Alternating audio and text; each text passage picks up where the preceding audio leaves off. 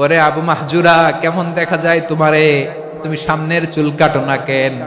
আবু মাহজুরা বলে, আমি হাঁটু গেড়ে পেয়ারা নবীর সামনে বসেছিলাম, আমার এই মাথার চুলের মধ্যে মুবারক হাত লাগিয়ে বিশ্বনবী নিজে আমাকে আজানের প্রতিটা বাক্য শিক্ষা দিয়েছেন।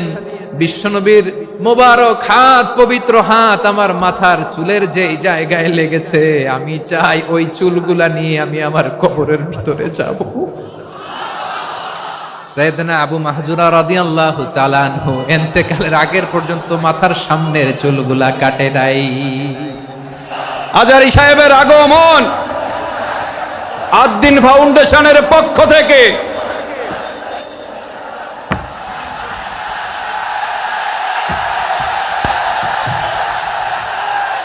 লিল্লাহে তাকবীর, লিল্লাহে তাকবীর।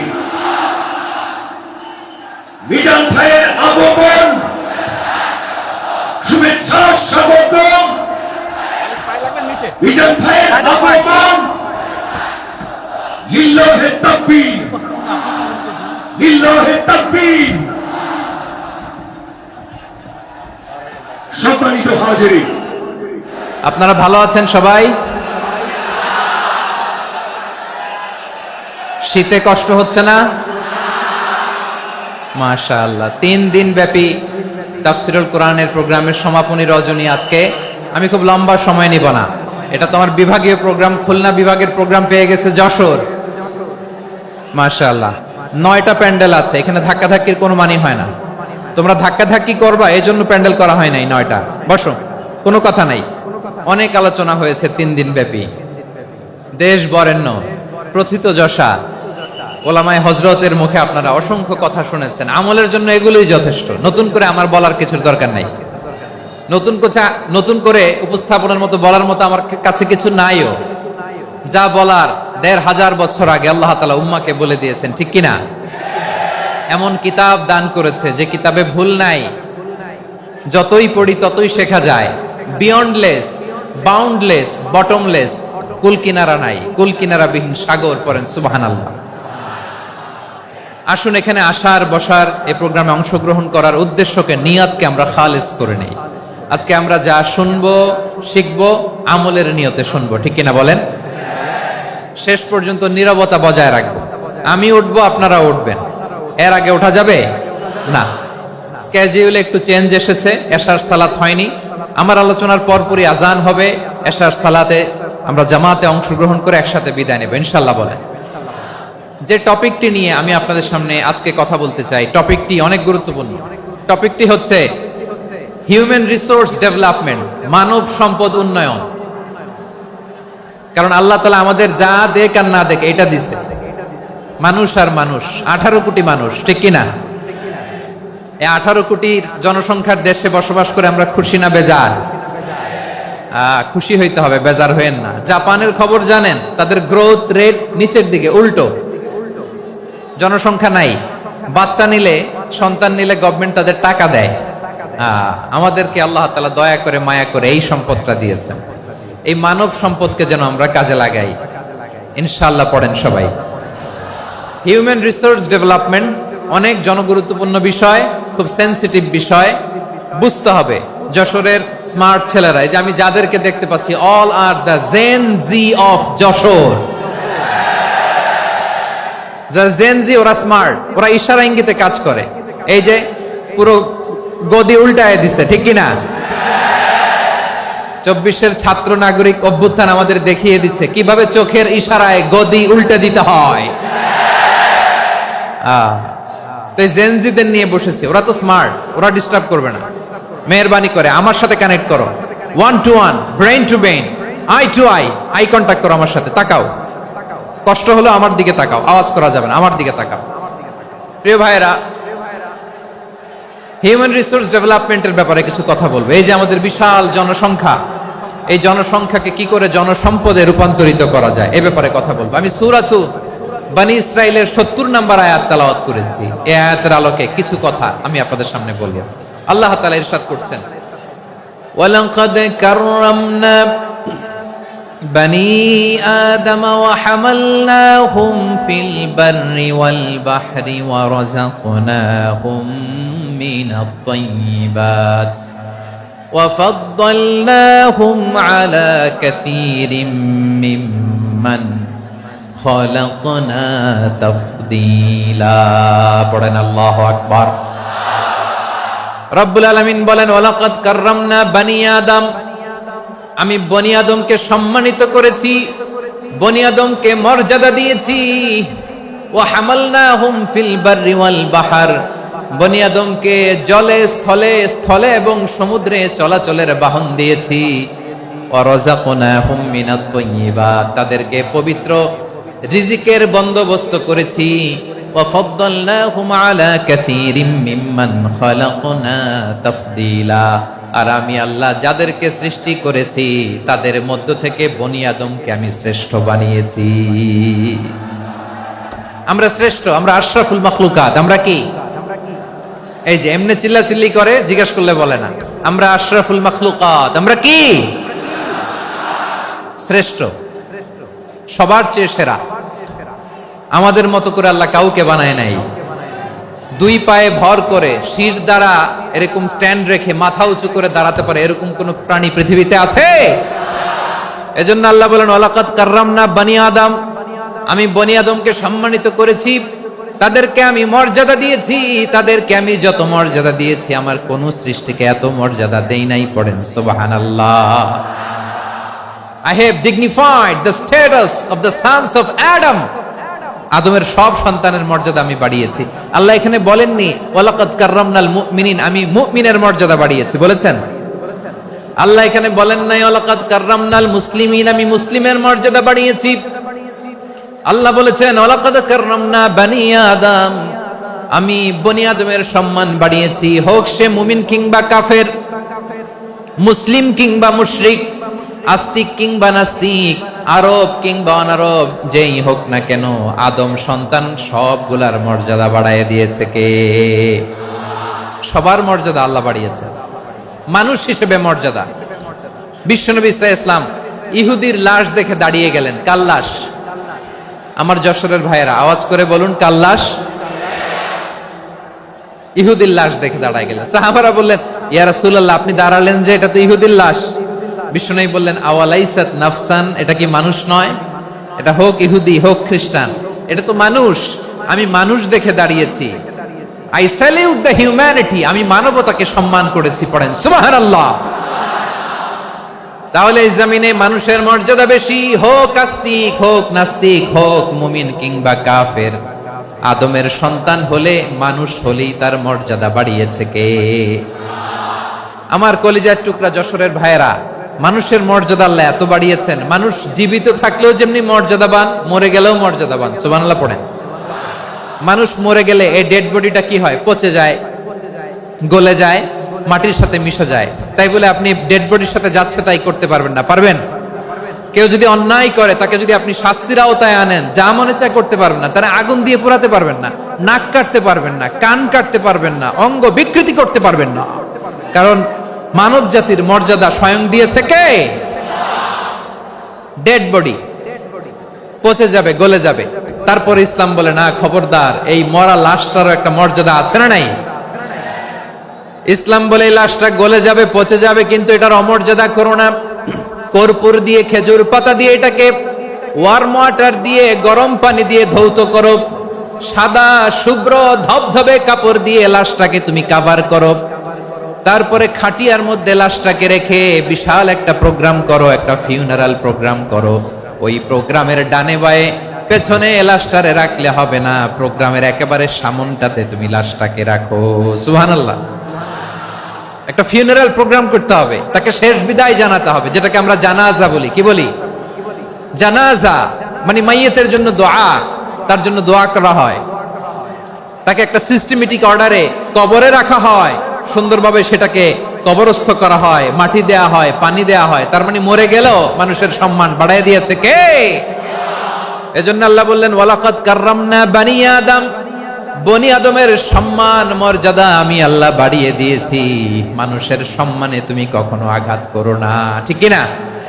তাহলে ভাই, প্রথম মেসেজ হচ্ছে the first and foremost message tonight to the people of Jessore. আল্লাহ বলেন, I have dignified the status of son of Adam. আমি বনি আদম সবার মর্যাদা বাড়িয়ে দিয়েছি, হোক আস্তিক নাস্তিক, হোক কাফের কিংবা মুশরিক, তার মর্যাদা বাড়াই দিছে কে? যখন বন্যা হয় আমরা ত্রাণ নিয়ে যাই, আমরা শুধু মুসলমানদেরকে ত্রাণ দেই নাকি? হ্যাঁ, আমরা মুসলমানকেও দেই, অমুসলমানকেও দেই, হিন্দুকেও দেই, বৌদ্ধকেও দেই। যেখানেই মানবতা বিপন্ন সেখানে ইসলামের হেল্পিং হ্যান্ড আছে না নাই? সুবহানাল্লাহ, কি দিন আমরা পেয়েছি, কি বিধান আমরা পেয়েছি। ওয়ালাকাদ কাররামনা বানি আদম, আমি বনি আদমকে সম্মানিত করেছি। এরপর আল্লাহ বললেন, ওয়া হামালনাহুম ফিল বাররি ওয়াল বাহর, মানুষকে স্থলে এবং সমুদ্রে চলাচলের বাহন আমি দিয়েছি। স্থলে কিভাবে চলবে, জলে কিভাবে চলবে, এই বাহনের ব্যবস্থা করেছে কে? এই জেনজি, এই স্যামড়া, ইরাম করতেছো কিসের জন্য? হ্যাঁ, ইরাম করলে চলবি? হ্যাঁ, বস বস বস বস, আওয়াজ করতেছো কেন? দিবা না, কথা বলতে দিবা না আমাকে? তো এইটা বুঝি তোমাদের ভালোবাসার নমুনা? তোমাদের ভালোবাসার কারণে যদি আমি কোথাও দাঁড়াতেই না পারি, কোথাও বসতে না পারি, কোথাও দুটা কথা বলতে না পারি, এই ভালোবাসা দিয়ে কি হবে আমার? বরং ঘামতে ঘামতে ঘর্মাক্ত হব, রক্তাক্ত হব। কিন্তু সেন্ট্রাল থেকে, সেন্ট্রালি যে ইনস্ট্রাকশন আসবে, সেই ইনস্ট্রাকশনের এক চুল আমরা ডানে বায়ে যাব না। এইটা গণজাগরণের জন্য এইটা দরকার, ইসলামী বিপ্লবের জন্য এইটা দরকার। তো আধা ঘন্টা ধরে যদি তোমাদেরকে থামানোই না যায়, এই লস্কর দিয়ে আমি কি করব? আল্লাহর ওয়াস্তে নো নো নো স্লোগান, চুপচাপ একেবারে আমার দিকে তাকাও। আল্লাহ বললেন, ওয়া হামালনাহুম ফিল বাররি ওয়াল বাহর, জলে স্থলে আমি চলাচলের যানবাহনের ব্যবস্থা করেছি। আমরা স্থলে ঘোড়ার উপরে চড়ি, উটের উপরে চড়ি, গাড়ির উপরে চড়ি। এই যে গাড়ির ইঞ্জিন বানাইছি আমরা, এটার মেধা দিয়েছে কে? আবার সাগরের মধ্যে আমরা নৌযান, জলযান, বড় বড় জাহাজ দিয়ে এক মহাদেশ থেকে আরেক মহাদেশ যাই, এক দেশ থেকে মালামাল গুলো আরেক দেশে পাঠাই। সাগরের ভেতরে নৌকাগুলোরে ধরে রাখলো কে? ওয়াল ফুলকিল্লাতী তাজরি ফিল বাহরি বিমা ইয়ানফাউন নাস, মানুষের উপকার আছে এরকম সরঞ্জামাদি নিয়ে সাগরের উপরে বিশাল বিশাল জলযানগুলো চলে। এগুলো ডুবে যায় না, কাত হয়ে যায় না, পড়ে যায় না। এগুলোকে স্থিতিস্থাপকতাকে ঠিক করে রাখলো কে? আপনারা জাহাজ দেখেছেন? জাহাজ, হ্যাঁ, বাড়ি চট্টগ্রাম হইলে দেখতে পারতেন। দেখছেন? বিশাল বিশাল জাহাজ, বিশাল জাহাজ মালামাল নিয়ে এক মহাদেশ থেকে আরেক মহাদেশে যায়। গত মাসে আমার জাপান সফর ছিল। এই যে বাংলাদেশে যে গাড়িগুলো চালান, বেশিরভাগ গাড়ি আসে কিন্তু জাপান থেকে। হাজার হাজার গাড়ি একটা জাহাজ বহন করতে পারে, হাজার হাজার গাড়ি। এটারে সাগরের মধ্যে ভাসাইলো কে? সবাই বলুন, ভাসালো কে? হাজার হাজার গাড়ি নিয়ে জাপানিজ গাড়িগুলো আমাদের চট্টগ্রামের এয়ারপোর্টের বন্দরে ভিড়ে। যুক্তরাষ্ট্রে আমি দেখেছি বিশাল বিশাল জাহাজ। আপনারা টাইটানিক জাহাজের নাম শুনেছেন? টাইটানিকেরও 8 গুণ 10 গুণ বড়। সুবহানাল্লাহ কইবেন না? টাইটানিক জাহাজের 8 গুণ 10 গুণ বড় একটা জাহাজ আছে, আইকন অফ দ্য সি, আমি দেখে এসেছি। রয়্যাল ক্যারিবিয়ান দেখে এসেছি। সাগরের সামনে জেটিতে যখন দাঁড়ালাম, জাহাজটা যখন যায়, আমার মনে হচ্ছে একটা শহর, গোটা শহর, the entire city is floating on the water. পুরো একটা শহর মনে হয় পানির উপর দিয়ে ভেসে যাচ্ছে। পড়েন সুবহানাল্লাহ। এই যে আইকন অফ দ্য সি, এই ক্রুজ, এই জাহাজটা, এটার ভিতরে স্টেডিয়াম আছে। কিসের ভিতরে স্টেডিয়াম? কথা বুঝে নাই বোধহয়। স্টেডিয়াম কিসের ভিতর? সুইমিং পুল আছে, শপিং মল আছে, রেস্টুরেন্ট আছে, ক্লাব আছে, 3000 4000 রুম বিশিষ্ট, কক্ষ বিশিষ্ট হোটেল আছে। এই সবগুলোর নিয়ে এগুলো চলে সাগরের এই দোলার মধ্যে, জলোচ্ছ্বাসের মধ্যে। এই সাগরের ভেতরে এই জাহাজগুলোর ভাষায় রাখছে কে? সূরা আর রহমানে আল্লাহ তাআলা বললেন, ওয়ালাহুল জাওয়ারিল মুনশাআতু ফিল বাহরি কাল আ'লাম ফাবিআইয়ি আলা, সবাই পড়েন ফাবিআইয়ি আলাই রাব্বিকুমা তুকাযযিবান। পাহাড় সম বড় বড় জাহাজগুলো মাল বোঝাই করে সাগরের মধ্যে ভেসে বেড়ায়, এগুলো দিয়ে মালামাল বহন করা যায়, মানুষরা এক দেশ থেকে আরেক দেশে যায়। এই জাহাজগুলোরে সাগরের ভেতরে ভাসায় রাখলো কে? এই আয়াতের ভেতরে আল্লাহ তাআলা সূরাত বনী ইসরাঈলের এই চমৎকার আয়াতের ভেতরে আল্লাহ তাআলা বেসিক্যালি মানব জাতির প্রতি তার 4টি স্পেশাল অনুগ্রহের কথা বলেছেন। কয়টি? 2টা বলে ফেলছি। 1 নাম্বার ওয়ালাকাদ কাররামনা বনী আদম, আমি বনী আদমের সম্মান বাড়াইছি। নাকি মুসলমানদের? নাকি মুসল্লিদের? কার সম্মান বাড়িয়েছি? বনী আদমের। তাহলে human dignity, the first part of the verse talks about the human dignity. 2 number অংশ আল্লাহ তাআলা বললেন ওয়া হামালনাহুম ফিল বাররি ওয়াল বাহর, স্থলে এবং সমুদ্রে আমি তাদের জন্য চলাচলের বাহন দিয়েছি। সুবহানাল্লাহ। তার মানে smooth movement on land and sea, জলে এবং স্থলে যাতে আমরা স্মুথলি মুভ করতে পারি আল্লাহ তাআলা দিয়েছেন। 3 নাম্বার আল্লাহ তাআলা বললেন ওয়া রাযাকনাহুম মিনাত তাইয়্যিবাত, মানুষের জন্য আমি পবিত্র রিজিকের ব্যবস্থা করেছি। জলে এবং স্থলে যত প্রাণী আছে সবগুলা প্রাণীকে রিজিক দেয় কে? আমাদেরকে রিজিক দেয় কে? সাগরের মাছগুলোকে, বড় বড় তিমি মাছগুলোরে রিজিক দেয় কে? বাতাসের মধ্যে ভেসে বেড়ানো বড় বড় পাখিগুলো, স্ক্যান্ডিনেভিয়ান কান্ট্রি থেকে লক্ষ লক্ষ কোটি কোটি পাখিগুলো যে এক দেশ থেকে আরেক দেশে ট্রান্সফার হয়, এগুলোর রিজিক দেয় কে? রব্বুল আলামিন বলেন ওয়ামা মিন দাব্বাতিন ফিল আরদি ইল্লা আলাল্লাহি রিজকুহা ওয়া ইয়ালামু মুস্তাকাররাহা ওয়া মুস্তাওদাআহা কুল্লুম ফি কিতাবিম মুবিন। আল্লাহু আকবার। রব্বুল আলামিন বলেন ভূপৃষ্ঠে বিচরণশীল যত প্রাণী আছে সব প্রাণীগুলোকে আমি আল্লাহ আমার নিজের কুদরতে রিজিকের বন্দোবস্ত করি। এই প্রাণীগুলো কোথায় থাকে, কোথায় যায়, সব জায়গায় আমি রিজিক পৌঁছে দেই। রিজিক কেউ দিতে পারে না, রিজিকের মালিক কে? রিজিকের মালিক তিনি আল্লাহ। এজন্য আল্লাহ তাআলা বললেন ওয়া রাযাকনাহুম মিনাত তাইয়্যিবাত। এরপর আল্লাহ বললেন ওয়া ফাদ্দালনাহুম আলা কাসীরিম মিম্মান খালাকনা তাফদীলা। আমি যত প্রাণী সৃষ্টি করেছি সকল প্রাণীর মধ্যে মানুষের মর্যাদা শ্রেষ্ঠত্ব আমি দিয়েছি। সুবহানাল্লাহ পড়েন। তাহলে 1 নম্বরে আল্লাহ বললেন আমি বনি আদমের মর্যাদা বাড়ালাম। এরপরে বললেন স্থলে এবং সমুদ্রে চলাচলের জন্য যানবাহন দিলাম। 3 নম্বরে আল্লাহ বললেন পবিত্র রিজিকের ব্যবস্থা করে দিলাম। এরপরে আল্লাহ বললেন যত প্রাণী আছে, সৃষ্টি আছে, সবগুলার উপরে আমি মানুষকে শ্রেষ্ঠত্ব দিলাম। সুবহানাল্লাহ। তাহলে সবচেয়ে বেশি শ্রেষ্ঠত্ব মানুষের। কার? মানুষের। শুধু তাই নয় প্রিয় ভাইরা, আকাশ এবং জমিনে যা কিছু আছে সবকিছু মানুষের জন্য, মানুষের কল্যাণে, মানুষের প্রয়োজনে, মানুষের বশীভূত করে সৃষ্টি করেছেন কে?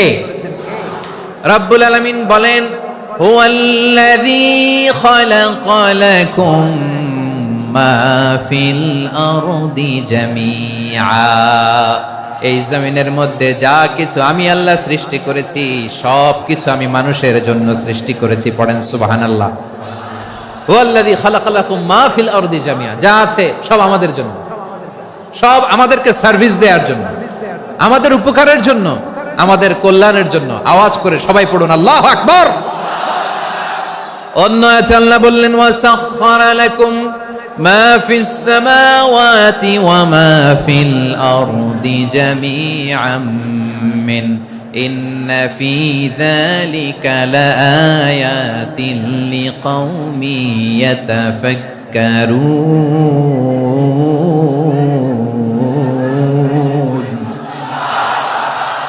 প্রথম আয়াতে আল্লাহ বললেন জমিনে যা আছে সব তোমাদের কল্যাণে আমি সৃষ্টি করলাম।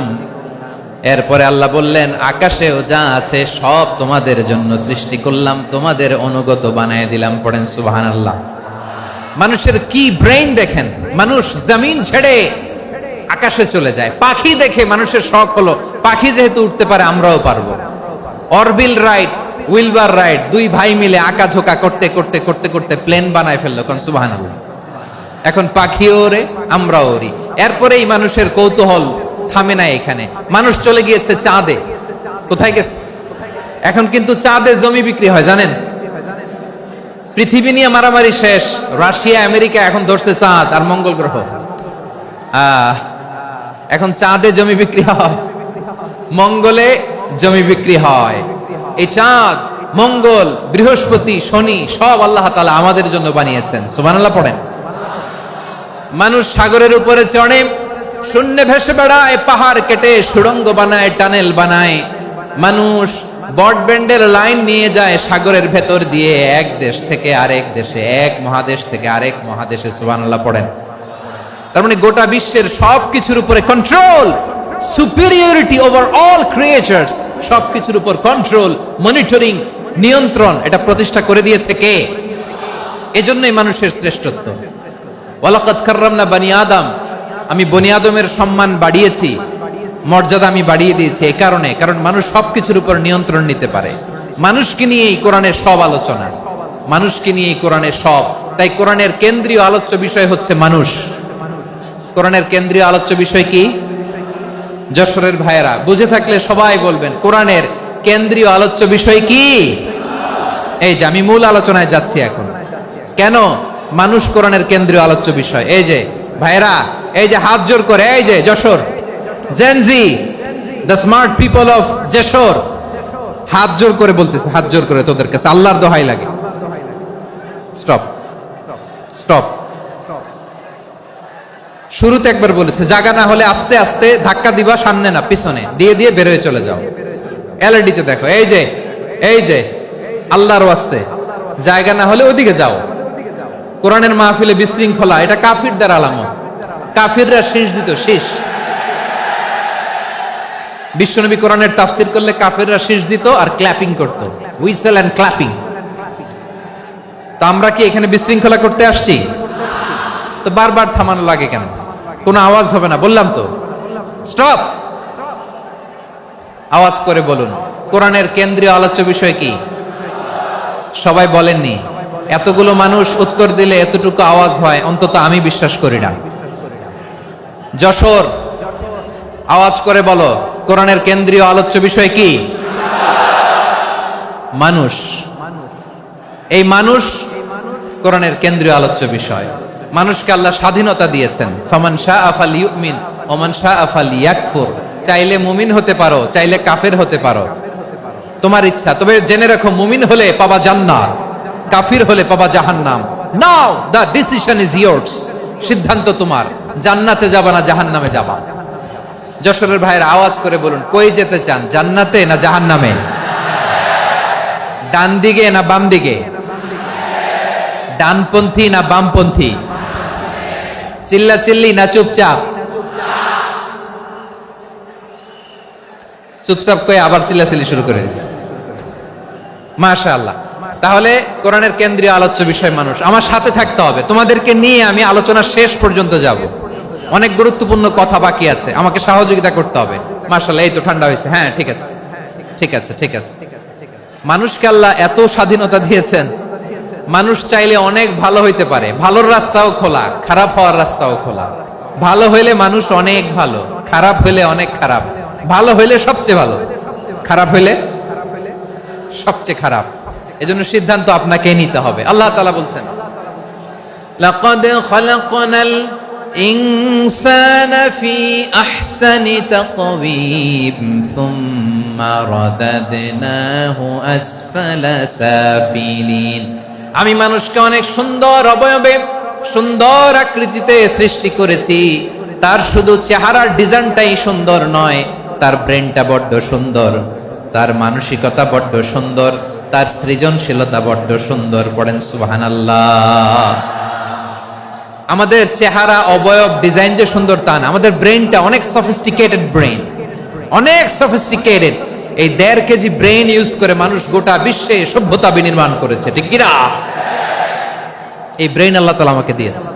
এটারে কাজে লাগালে, আপনার 6 সেন্স কাজে লাগালে আপনি অনন্য মানুষ হয়ে উঠবেন, মহামানবে রূপান্তরিত হবেন।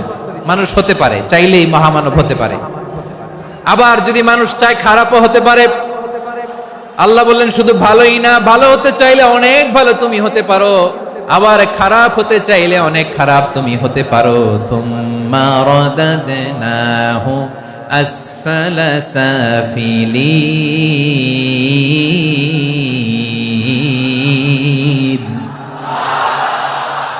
খারাপ হলে একেবারে খারাপ হতে পারো, নিকৃষ্ট হলে একেবারে নিকৃষ্ট হতে পারো, ভালো হলেও ভালো হতে পারো। কোন সুবহানাল্লাহ। এবার আওয়াজ করে বলুন, ভালো হতে চাই না খারাপ? শ্রেষ্ঠ না নিকৃষ্ট? মানুষ ভালো হলে মানুষ ফেরেশতার চেয়েও ভালো, মানুষ খারাপ হলে সে পশুর চেয়েও খারাপ। কথা ঠিক কিনা বলেন? ভালো হলে ফেরেশতার চেয়েও ভালো, খারাপ হলে পশুর চেয়েও নিকৃষ্ট। তার মানে শ্রেষ্ঠত্বে মানুষ, শ্রেষ্ঠত্বে ফেরেশতাকে হার মানায়, আর অধপতনে শ্রেষ্ঠত্বে ফেরেশতাকে ছাড়িয়ে যায়, আর অধপতনে পশুকেও হার মানায়। আই রিপিট, আমি আবারও বলছি, মানুষ শ্রেষ্ঠত্বে ফেরেশতাকে ছাড়িয়ে যায়, আর অধপতনে সে পশুকেও হার মানায়। আওয়াজ করে বলতে হবে ঠিক কি না? এটার প্রমাণ কি? মানুষ শ্রেষ্ঠ হইলে যে ফেরেশতার চেয়েও সেরা, তার প্রমাণ কি? আল্লাহ তাআলা বলছেন, ওয়া ইয কুলনা লিল মালাইকাতি ইসজুদু লি আদম ফাসাজাদু ইল্লা ইবলিস আবা ওয়াস্তাকবারা ওয়া কানা মিনাল কাফিরিন। আল্লাহ বলেন, স্মরণ করো সে সময়ের কথা যখন আমি ফেরেশতাদেরকে বললাম, ও ফেরেশতারা আদমকে সেজদা দাও। সব ফেরেশতারা সম্মান সূচক সেজদা আদমকে দিল, তারা আদমের জন্য সেজদায় লুটিয়ে পড়লো, একজন ছাড়া, তার নাম ইবলিস। আওয়াজ করে বলেন তার নাম কি? সে অহংকার প্রদর্শন করলো, সে কাফের হয়ে গেল, বাকি সব ফেরেশতারা সেজদা দিল। সুবহানাল্লাহ। আবার আদম আলাইহিস সালামকে আল্লাহ জিজ্ঞেস করলেন, সব বলে দিল উত্তর, কিন্তু ফেরেশতাদেরকে একই প্রশ্ন জিজ্ঞেস করলেন, তারা উত্তর করতে পারে নাই। তার মানে এর মধ্য দিয়ে প্রমাণিত হয়, মানুষ ভালো হলে ফেরেশতার চেয়েও ভালো, ফেরেশতার চেয়েও মানুষের মর্যাদা বাড়িয়ে দিয়েছে কে? সব নূরের ফেরেশতা যখন মাটির আদমকে সেজদা দেয়, এটা প্রমাণ করে ফেরেশতার চেয়েও মানুষের মর্যাদা বাড়িয়ে দিয়েছে কে? তুমি মাটির আদমকে প্রথম সৃষ্টি করিয়া ঘোষণা করিয়া দিলে শ্রেষ্ঠ বলিয়া, তাই তো নূরের ফেরেশতা করে আদমকে সেজদা। ঠিক কিনা বলেন? তাই তো নূরের ফেরেশতা করে আদমকে সেজদা, সবার চেয়ে সম্মান দিলে মাটির আদমকে। আল্লাহু আল্লাহু তুমি জাল্লে জালালুহু, শেষ করা তো যায় না গে তোমার গুণগান। পড়েন না? পড়েন। আল্লাহু আল্লাহু তুমি জাল্লে জালালুহু, শেষ করা তো যায় না গে তোমার গুণগান। আল্লাহু আল্লাহু। আল্লাহু আকবার। আদমের মর্যাদা বেশি, মানুষের মর্যাদা বেশি, মানুষ শ্রেষ্ঠ, তার প্রমাণ নূরের ফেরেশতা মাটির আদমকে সেজদা করে। আওয়াজ করে বলেন ঠিক কি না? তাহলে মানুষ ভালো হলে ফেরেশতার চেয়ে ভালো, আবার মানুষ যদি খারাপ হয় সে পশুর চেয়েও খারাপ, অধপতনে পশুত্বকে হার মানায়। তার প্রমাণ, তার প্রমাণ কি? তার প্রমাণ হচ্ছে যশোরের ভাইরা দেখবেন পত্রিকায় নিউজ পেপারে মাঝে মাঝে এরকম দেখা যায়, এক মানুষ আরেক মানুষকে হত্যা করে 20 টুকরা করে বস্তার ভিতরে ভরেছে। আপনারা এই নিউজ পড়েন নাই না? দেখেন নাই? দেখছেন? মানুষ মানুষকে হত্যা করে কয় টুকরা? জোরে বলেন। এখানেই ক্ষান্ত হয় না, আবার কোথায় ভরছে? বস্তার ভেতরে।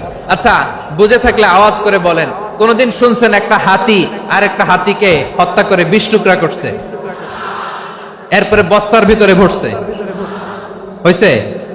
তাহলে দেখেন, মানুষ যদি খারাপ হয় সে পশুকেও হার মানায়। চিল্লায় বলো ঠিক কি না? এমনও দুশ্চরিত্র মানুষ আছে যার বদ নজর থেকে, যার নজর থেকে 6 মাসের ছোট্ট মেয়ে থেকে শুরু করে 80 বছরের বৃদ্ধারাও নিরাপদ নয়। পশুকেও হার মানে। মানুষ মানুষের ঘর জ্বালিয়ে পুড়ে মেসাকার করে দেয়, জনপদের পর জনপদ জ্বালায় দেয়, এরকম আছে না নাই? বোমা মেরে শহরগুলো উড়িয়ে দেয়। এই যে ইসরায়েল গাজার মধ্যে যে অ্যাটাক করেছে, এরা মসজিদ মানে নাই, মসজিদে বম ফেলেছে। এরা খ্রিস্টানদের চার্চ গির্জা মানে নাই, গির্জায় বম ফেলেছে।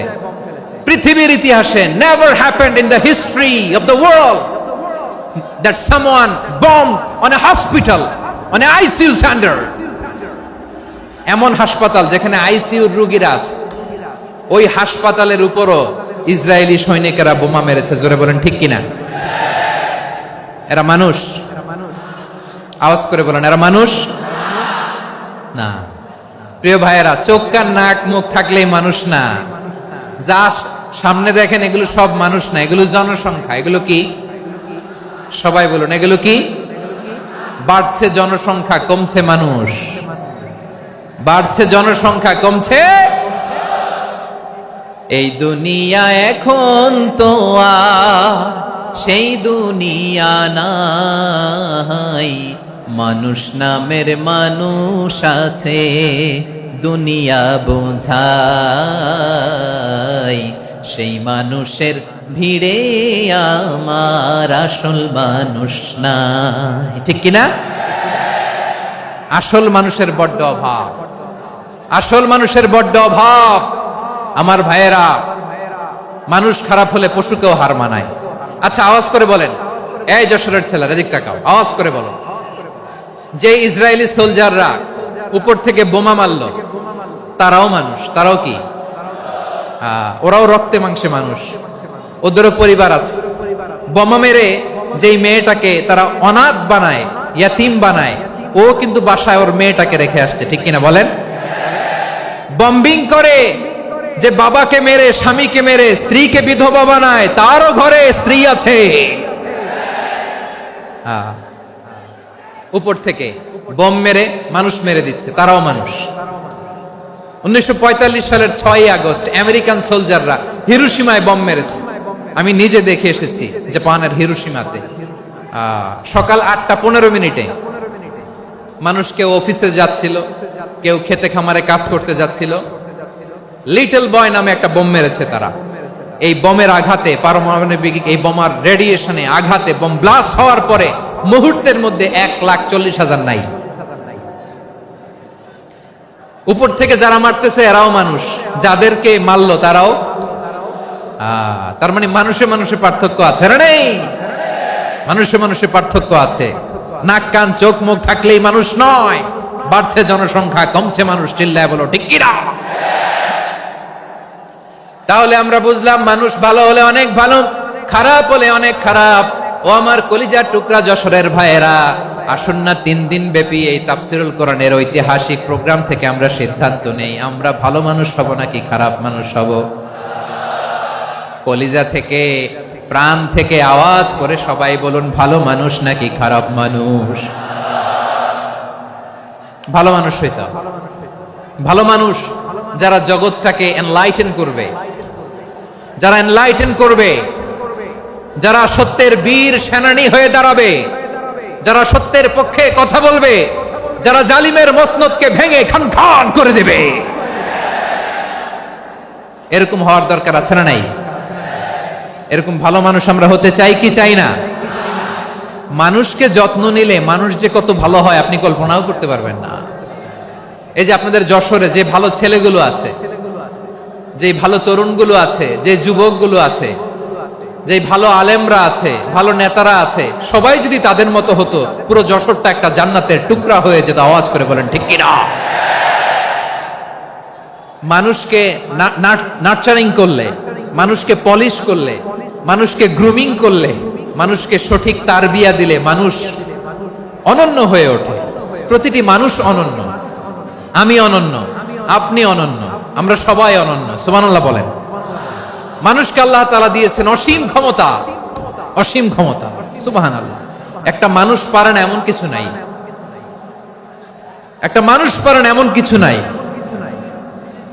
বিশ্বাস করতে হবে মানুষ যা কল্পনা করতে পারে ওইটা মানুষ করে দেখাতে পারে। যশোরের ভাইয়ের, আই রিপিট, আমি আবারও বলছি, এই চিল্লাচিল্লি করলে আমার এই গুরুত্বপূর্ণ কথা তোমরা মিস করবা।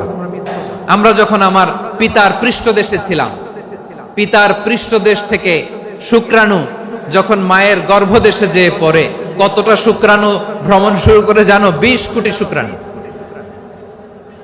একবার সিমেন আউট হলে সেখানে 20 কোটি শুক্রাণু থাকে, ভ্রমণ শুরু করে। ওই 20 কোটি শুক্রাণুর মধ্যে থেকে তুমি আমি আজকে এক বিকশিত শুক্রাণু মানব রূপে পৃথিবীতে এসেছি। সুবহানাল্লাহ। ওই 20 কোটি শুক্রাণুর প্রতিযোগিতায় সবাইরে পেছনে ফেলে সেদিন আমি সফল হয়েছিলাম, সেদিন আমি বিজয়ী হয়েছিলাম। সেদিন আমি এত ছোট ছিলাম, মাইক্রোস্কোপ দিয়েও আমার অস্তিত্ব টের পাওয়া যায় না। আমি এত তুচ্ছ ছিলাম, নগণ্য ছিলাম, আমার কান ছিল না, আমার চোখ ছিল না, আমার হাত ছিল না, আমার জন্য রিকমেন্ডেশন করার মতো মামু ছিল না, খালা ছিল না, কেউ ছিল না। তারপরেও ওই প্রতিযোগিতায়, ওই কম্পিটিশনে যখন আমারে কেউ হারাতে পারে নাই, আল্লাহর জমিনেও আমারে কেউ হারাতে পারে না। হারার জন্য তোমার জন্মই হয় নাই, তুমি আসছই জিতার জন্য। সুবহানাল্লাহ। বিশ্বনবী বলেন, আন্নাসু মাআদিন কামাআদিনি যাহাবি ওয়াল ফিদ্দা খিয়ারুহুম ফিল জাহিলিয়াতি খিয়ারুহুম ফিল ইসলাম। Peoples are like mines of gold and silver. সোনার খনি, রূপার খনি, এর চেয়ে বড় খনি হচ্ছে এই মানব সম্পদের খনি। আওয়াজ করে বলেন আল্লাহু আকবার। আল্লাহ তাআলা এই সম্পদ আমাদেরকে দিয়েছে। বিশ্বনবী বলেন, মানুষ হচ্ছে খনির মতো। খিয়ারুহুম ফিল জাহিলিয়াতি খিয়ারুহুম ফিল ইসলাম। জাহিলি যুগে যারা সেরা, ইসলামেও তারা সেরা। ইদা ফাকুহু, যদি তারা বুঝবান হয় তাহলে তাদেরকে সেরা বানায় দিবে কে? তাহলে মানুষের চেয়ে সেরা কেউ হতে পারে? মানুষের চেয়ে অনন্য কেউ হতে পারে? মানুষকে কেউ হারাতে পারে? আওয়াজ করে বলো, তোমাকে কেউ হারাতে পারবে? এই সাহস জাগছে আজকের আলোচনা থেকে। আমি তুমি অনন্য, আমাকে তোমাকে হারায়া দেওয়া এত সহজ না, ঠিক কিনা? একটা কথা জীবনের সাথে সেট করে নিতে হবে, আমি জিতি নয় শিখি, আমি কখনো হারি না। জীবনের সাথে সেট করে নাও, জেনজি অফ জেসর, আমি কখনো হারি না, আমি হয় জিতি নয় শিখি। চিল্লায় বলো ঠিক কিনা? আমি কখনো হারি না, আমার হারানো এত সোজা না। কি সাহস জাগছে? বুকে সাহস জাগছে? তাকবীর পড়ো, লিল্লাহে তাকবীর। তাহলে বিশ্বনবী বললেন, নাসু মাআদিন, মানুষ হচ্ছে খনি। এই ধাক্কা ধাক্কি, আমি জানি এগুলো ভালোবাসার ধাক্কা ধাক্কি, এজন্য আমি সহ্য করে নেই। এগুলো যে ভালোবাসার ধাক্কা ধাক্কি, এটা আমরা বুঝি। পৃথিবীর কোন আইন, সিকিউরিটি প্রটোকল দিয়ে এটারে মানানো যাবে না, কারণ এটা তো ভালোবাসা, লাভ। লাভ কোন আইন কানুন দিয়ে বাধা যায় না, মানানো যায় না, ঠিক কিনা বলো?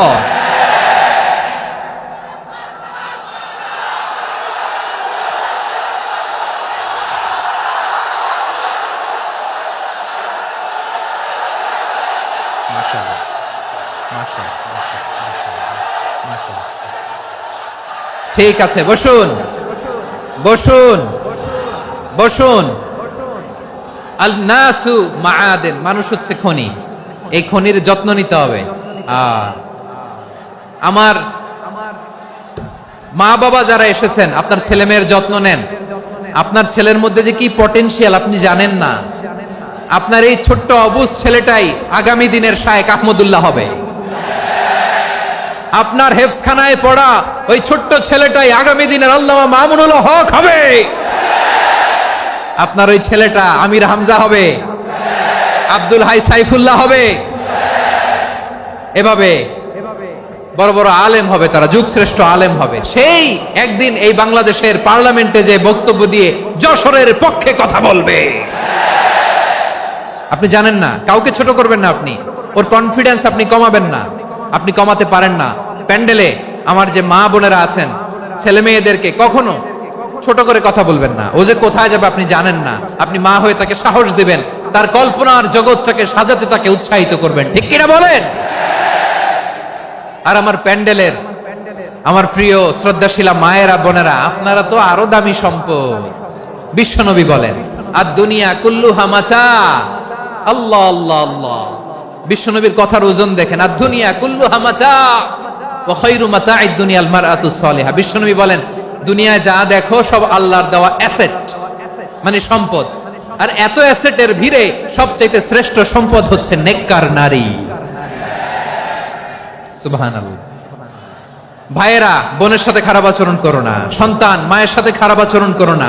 আমাদের মায়েরা আমাদের asset, they are our priceless asset. কারণ এই মায়েদের পেটে এসেছে আল্লাহর ওলিরা, এই মায়েদের পেটে এসেছে খান জাহান আলী, এই মায়ের পেটে এসেছে শাহজালাল ইয়ামানি, এই মায়ের পেটে এসেছে আল্লাহর সব নবীরা। নাকি নবীরা আকাশ থেকে ধপ করে জমিনে নেমে আসছে? মায়ের পেটে আসছে। এই মায়ের পেটগুলো খনি।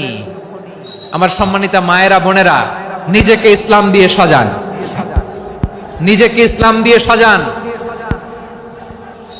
নিজেকে পবিত্র রাখুন, নিজের আব্রু ইমান ইজ্জতের হেফাজত করুন, কোরআন পড়ুন, সুন্নাহ পড়ুন। আপনি জানেন না আপনার গর্ভে কে আসছে, কোন ক্ষণজন্মা পুরুষকে আল্লাহ তাআলা আপনার গর্ভে পাঠাবে আপনি জানেন না। মায়েরা নিজেদেরকে পবিত্র রাখুন, ইসলাম চর্চা করুন, কোরআন চর্চা করুন, নৈতিকতা দিয়ে নিজেকে সাজান। যশোরের জেনজি, নিজেদেরকে প্রস্তুত রাখো আগামীর বাংলাদেশের জন্য। নৈতিকতা, মোরালিটি, ভ্যালিউজ দিয়ে নিজেকে সাজাও, ইসলাম দিয়ে নিজেকে সাজাও। কারণ আগামীর বাংলাদেশ ইসলামের বাংলাদেশ। বাংলাদেশের আসল পরিচয় ইসলাম। বাংলাদেশের আসল পরিচয় কি? সবাই বলে না। বাংলাদেশের আসল পরিচয় কি? এই ইসলাম নিয়ে আমরা সংসদ ভবন সাজাবো, রাজি আছি না নাই? শেকড় ভুলে যাওয়া যাবে না। আমরা ধাপে ধাপে শারিয়া আইনের দিকে যাব ইনশাআল্লাহ, কিন্তু জঙ্গিবাদ দিয়ে নয়, কট্টর পন্থা দিয়ে নয়। আমরা ইন্টেলেকচুয়ালি, গ্রাজুয়ালি, ধাপে ধাপে শারিয়া আইনের দিকে মুভ করব ইনশাআল্লাহ। বলো লিল্লাহি তাকবীর। এদেশের আসল পরিচয় সবাই বলে না, আওয়াজ করে, এদেশের আসল পরিচয়। এদেশে আজান শুনে সূর্য ওঠে শহর গ্রামে, এদেশে আজান শুনে সূর্য ডুবে সন্ধ্যা নামে, এদেশে সকল কাজে সবাই বলে বিসমিল্লাহ, এদেশে ভালো কিছু দেখে শুনে হাসি মুখে সবাই বলে মাশা আল্লাহ, সুবহানাল্লাহ সুবহানাল্লাহ সুবহানাল্লাহ সুবহানাল্লাহ সুবহানাল্লাহ সুবহানাল্লাহ সুবহানাল্লাহ সুবহানাল্লাহ। ও নবীন তরুণ, তোমার কিসের এত ভয়? জেনে রেখো বাংলাদেশের আসল পরিচয়। বাংলাদেশের আসল পরিচয় ইসলাম। আওয়াজ তুলে বলো, আসল পরিচয় কি? এদেশে পরস্পরে দেখা হলে দেয় সালাম, এদেশে আমজনতার হৃদয় জুড়ে পাক্কালাম, ঠিক কি না?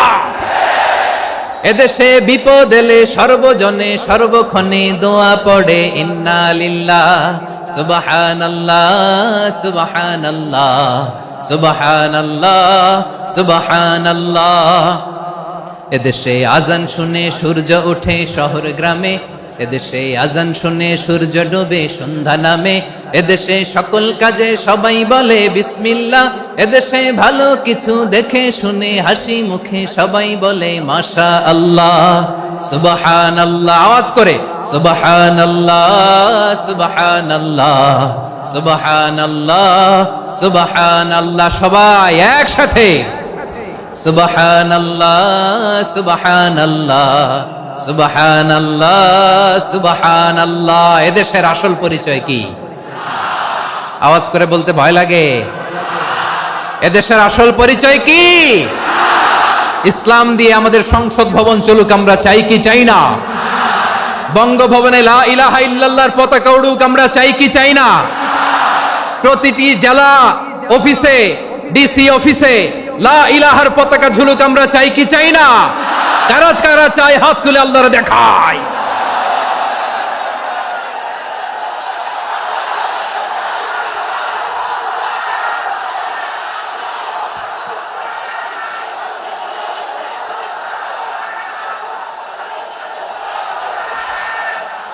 মাশাআল্লাহ, মাশাআল্লাহ, মাশাআল্লাহ, মাশাআল্লাহ। যশোর, আওয়াজ করে বলো, ভালো মানুষ না খারাপ মানুষ? বুঝে বলছো তো? মানুষ ভালো হলে যে কত ভালো। এই মানুষকে যত্ন নিলে, মানুষকে মানুষ বানালে যে সে কি হতে পারে শুনবা?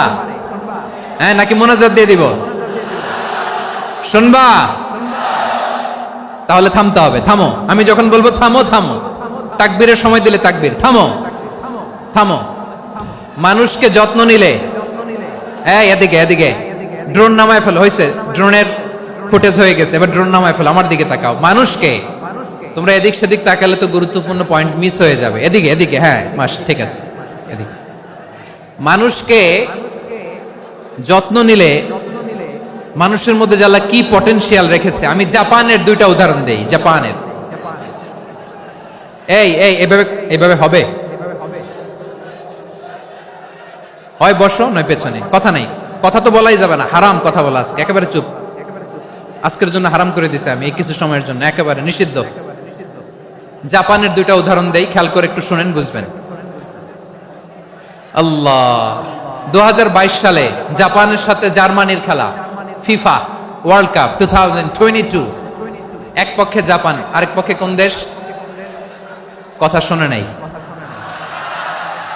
এক পক্ষে কোন দেশ, আরেক পক্ষে সবাই। এক পক্ষে, আরেক পক্ষে।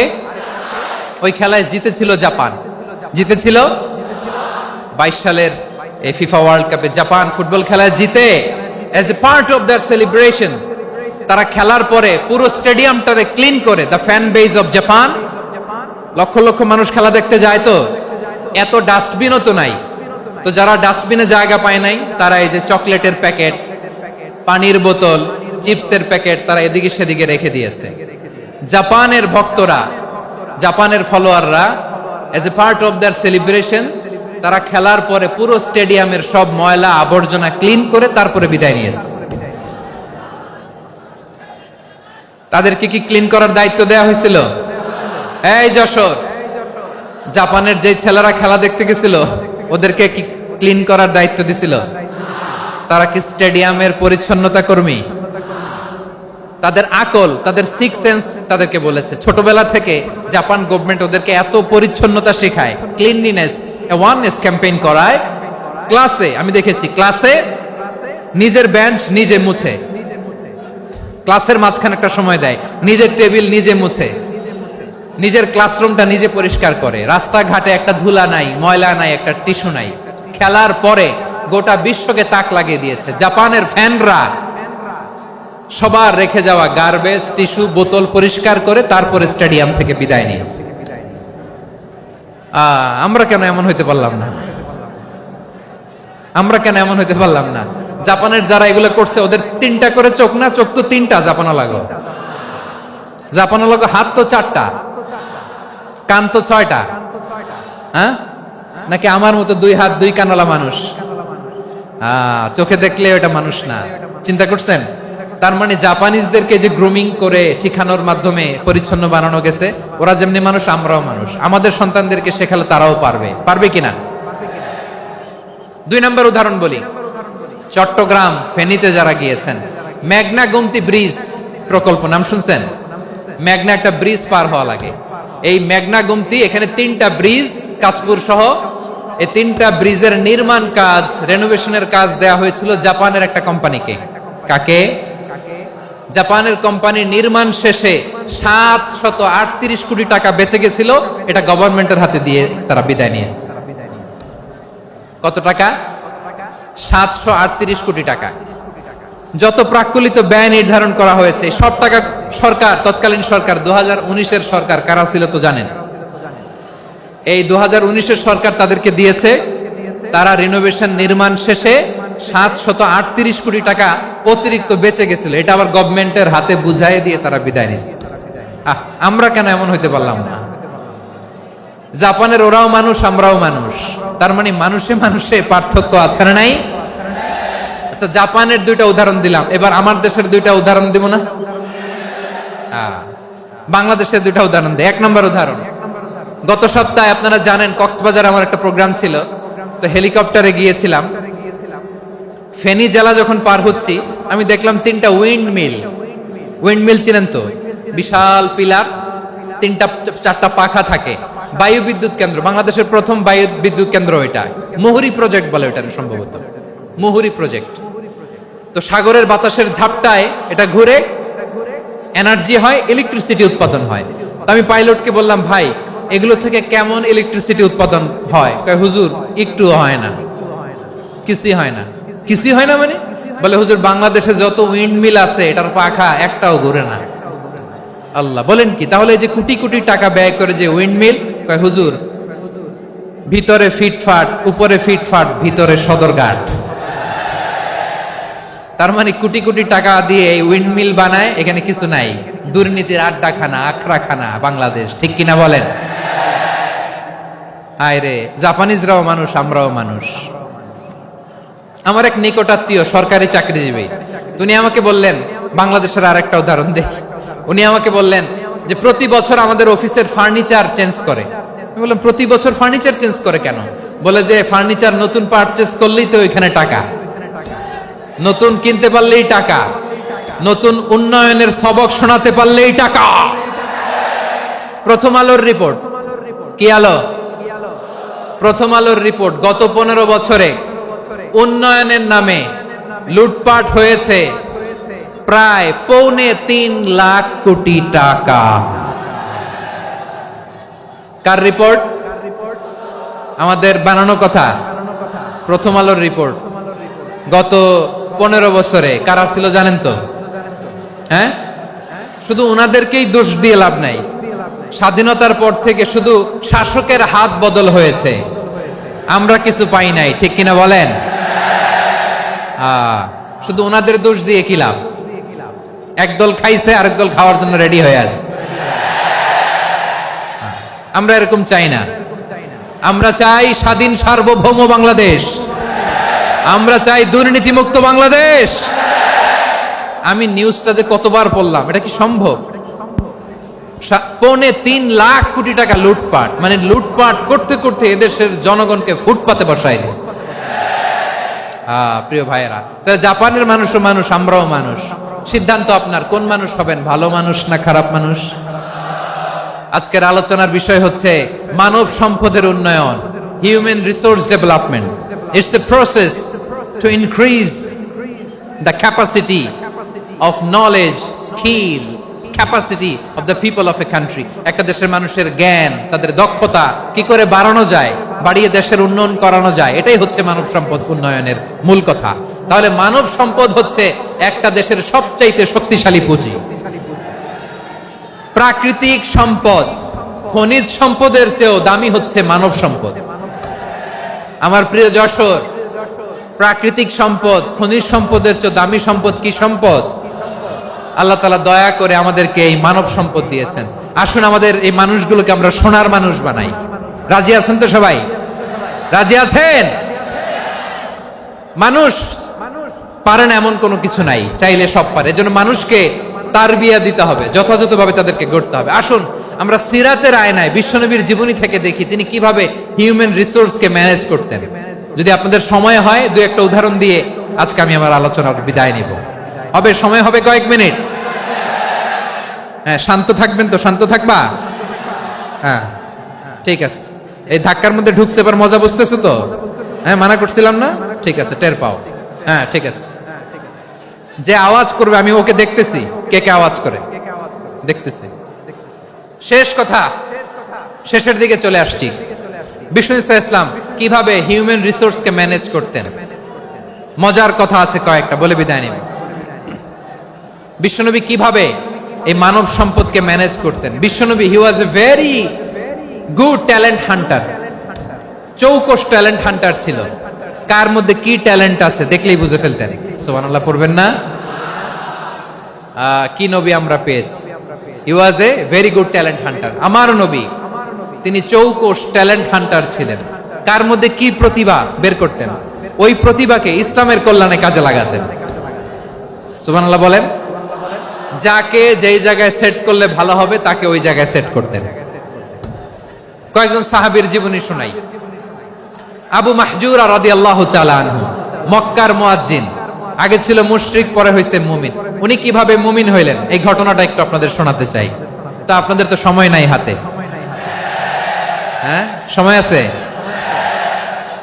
এই জেনজি শেষ করে দিল আজকের প্রোগ্রামটা। 1 ঘন্টা ধাক্কা ধাক্কি করে কেমনে দাঁড়ায় আছে আমি বুঝলাম না।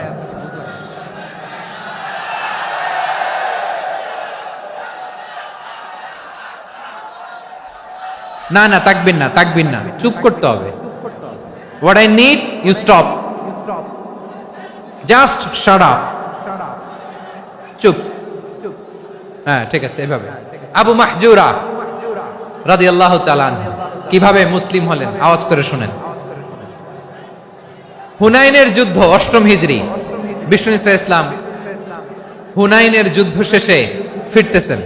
পথিমধ্যে বেলাল রাদিয়াল্লাহু তাআলা আনহু, এই যে আবার কথা, আই রে আল্লাহ রে, এখানে ধাক্কা ধাক্কি কেন? চলে যাও, পেছনে যাও, পেছনে যাও। কি আজীব তামাশা!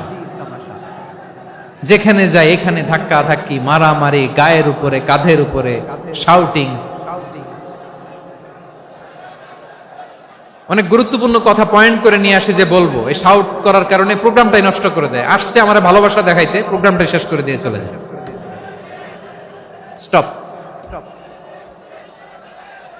আবার কথা বল, স্টপ। হুনাইনের যুদ্ধে 8ম হিজরি, কত হিজরি? সবাই বলেন না একটু, কত হিজরি? 8ম হিজরিতে হুনাইনের যুদ্ধে রাসূল সাল্লাল্লাহু আলাইহি ওয়াসাল্লাম ফিরে আসতেছেন মদিনায়। পথিমধ্যে বেলাল রাদিয়াল্লাহু তাআলা আনহু আযান দিচ্ছেন। কি দিচ্ছেন? তো পাশে ছিল মুশরিকদের একটা পল্লী, কিছু মুশরিক তরুণ, কিছু অমুসলিম কিশোর, তারা আযানকে ব্যঙ্গ করতেছে। আমাদের বাংলায় মুখ ভেঙ্গানো বলে আর কি। বেলাল রাদিয়াল্লাহু তাআলা আনহু আযান দিচ্ছেন, ওই বাচ্চাগুলো মুশরিক, তো ওরা আযানকে ব্যঙ্গ করতেছে, বিকৃতি করে ওরাও আযান দিচ্ছে। উদ্দেশ্য হচ্ছে আযানকে নিয়ে ঠাট্টা করা। উদ্দেশ্য কি? ঠাট্টা করা। ব্যাপারটা মনে কষ্ট পাওয়ার মতো ব্যাপার না? কিন্তু বিশ্বনবী ওইখানে দেখেন কি খুঁজলেন। বিশ্বনবী খেয়াল করলেন অমুসলিম কিশোরদের মধ্য থেকে একটা কিশোরের গলাটা বড় দরাজ গলা, কণ্ঠটা বড় সুন্দর। খেয়াল করে দেখলেন যে কিছু কিশোর বেলালের আযানকে ব্যঙ্গ করে, বিকৃতি করে, কিন্তু একজনের কণ্ঠ দেখতে পাচ্ছেন না এত দূরে, কিন্তু কণ্ঠটা বড় সুন্দর, দরাজ গলা। বিশ্বনবী সাহাবীদেরকে বললেন, ধরো এগুলারে, ধরো। সবগুলারে ধরে বিশ্বনবীর সামনে আনা হলো। ওরা হাঁটু গেড়ে বসলো। বিশ্বনবী বললেন, তোমাদের মধ্যে কে যেন ব্যঙ্গ করে আযান দিচ্ছিল, তার গলাটা বড় উঁচু, গলার বেসটা বড় মজবুত, মেলোডিয়াস, সুমধুর কণ্ঠ। কে? আবু মাহজুরা বলে, আমার বন্ধুরা সবাই আমার দিকে আঙ্গুল দেখায়, আমি পড়ে গেছি বিপদে। রাসূল সাল্লাল্লাহু আলাইহি ওয়াসাল্লাম বাকি অমুসলিম তরুণদেরকে ছেড়ে দিলেন, বললেন তোমরা যাও। এবার আবু মাহজুরারে পাইছে। আবু মাহজুরার চুলের মধ্যে হাত দিলেন বিশ্বনবী, মাথায় হাত দিয়ে বললেন, এবার আযান দাও দেখি। আবু মাহজুরা বলে, আমি তো আযান দিতে জানি না, কারণ আমি তো বেলালেরটা শুইনা দিছি, আমার তো মুখস্থ নাই, আমি তো আযান দিতে জানি না। বিশ্বনবী বললেন, জানো না? তাহলে আসো, আমি তোমারে শিখাই দেই। সুবহানাল্লাহ পড়েন। আবু মাহজুরা হাঁটু গেড়ে বসে, বিশ্বনবীর মোবারক হাত আবু মাহজুরার চুলের মধ্যে। বিশ্বনবী আযানের মুআল্লিম আবু মাহজুরাকে বলতেছে, ঠিক আছে তোমারে শিখাই দিচ্ছি, আমি যা যা বলবো আমার সাথে সাথে বলো, পারবা?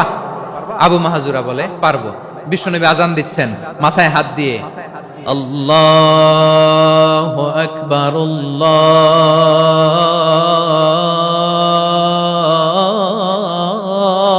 আল্লাহু আকবার। আবু মাহজুরা এই বাক্যটা পড়লেন। বিশ্বনবী দ্বিতীয় বাক্য পড়তে আরম্ভ করলেন, আল্লাহু আকবার,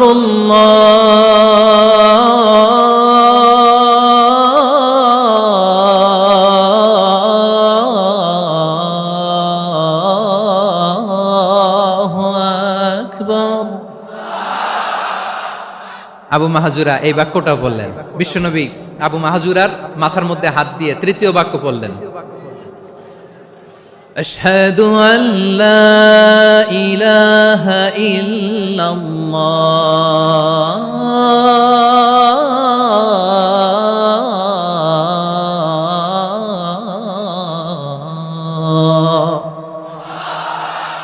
আবু মাহাজুরা তৃতীয় বাক্য পড়লেন। বিশ্বনবী একটা বাক্য পরে আবু মাহাজুরা পরে, বিশ্বনবী পরে আবু মাহাজুরা পরে। আবু মাহাজুরা কিন্তু অমুসলিম, মুশরিক।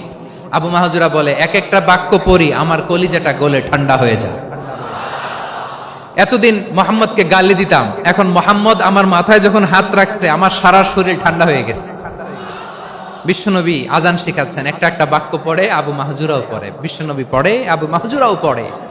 পুরো বাক্যগুলো যখন শেষ, আজান শেষ, আবু মাহাজুরাও যখন পুরো আজান পড়লেন, আবু মাহাজুরা বললেন, এতদিন মোহাম্মদের চেহারা দেখলে আমার ঘৃণা লাগতো, আজ থেকে মোহাম্মদের চেহারার চেয়ে প্রিয় চেহারা আমার কাছে নাই।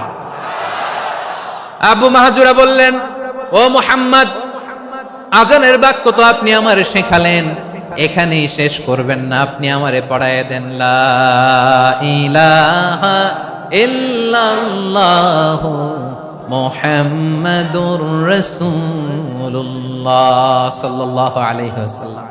বিশ্বনবীর সাথে দাঁড়িয়ে উনি শাহাদা পড়ে মুসলমান হয়ে গেলেন। এবার আবু মাহাজুরা বলে, ইয়া রাসূলুল্লাহ, ইয়া হাবিবাল্লাহ, আমি মুমিন হয়েছি, মুসলমান হয়েছি, আপনার কাছ থেকে আজান শিখার সৌভাগ্য আমি লাভ করেছি গো নবী।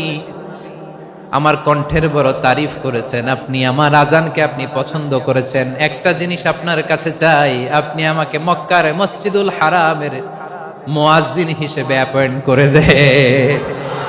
বিষ্ণু ইসা ইসলাম বললেন, যাও আবু মাহজুরা, আমি তোমাকে পৃথিবীর শ্রেষ্ঠতম মসজিদ মক্কার মসজিদুল হারামের মুয়াজ্জিন হিসেবে অ্যাপয়েন্ট করে দিলাম। দেখছেন কিভাবে ট্যালেন্ট হান্টিং করতে হয়, কিভাবে হিউম্যান রিসোর্স মানব সম্পদকে ব্যবহার করতে হয়। আসছিল আজানকে ভেঙাইতে, আসছিল কেন?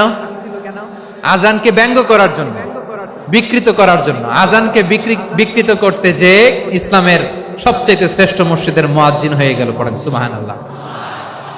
হযরত আবু মাহজুরা রাদিয়াল্লাহু তাআলা আনহু ওনার এই সুললিত কণ্ঠ ব্যবহার করে মসজিদুল হারামে এত সুন্দর করে আল্লাহু আকবার বলে আজান দিতেন, মানুষগুলোর, মুসল্লিগুলোর, মক্কাবাসীর হৃদয়কে তিনি বিগলিত করে দিতেন, মানুষের হৃদয়কে ঠান্ডা হয়ে যেত। শুধু এখানেই শেষ না আমার যশোরের ভাইয়েরা, বিশ্বনবী যখন সাইয়েদনা আবু মাহজুরা রাদিয়াল্লাহু তাআলা আনহুকে আজান শিখাচ্ছিলেন, বলেন তো বিশ্বনবীর হাতটা কোথায় ছিল?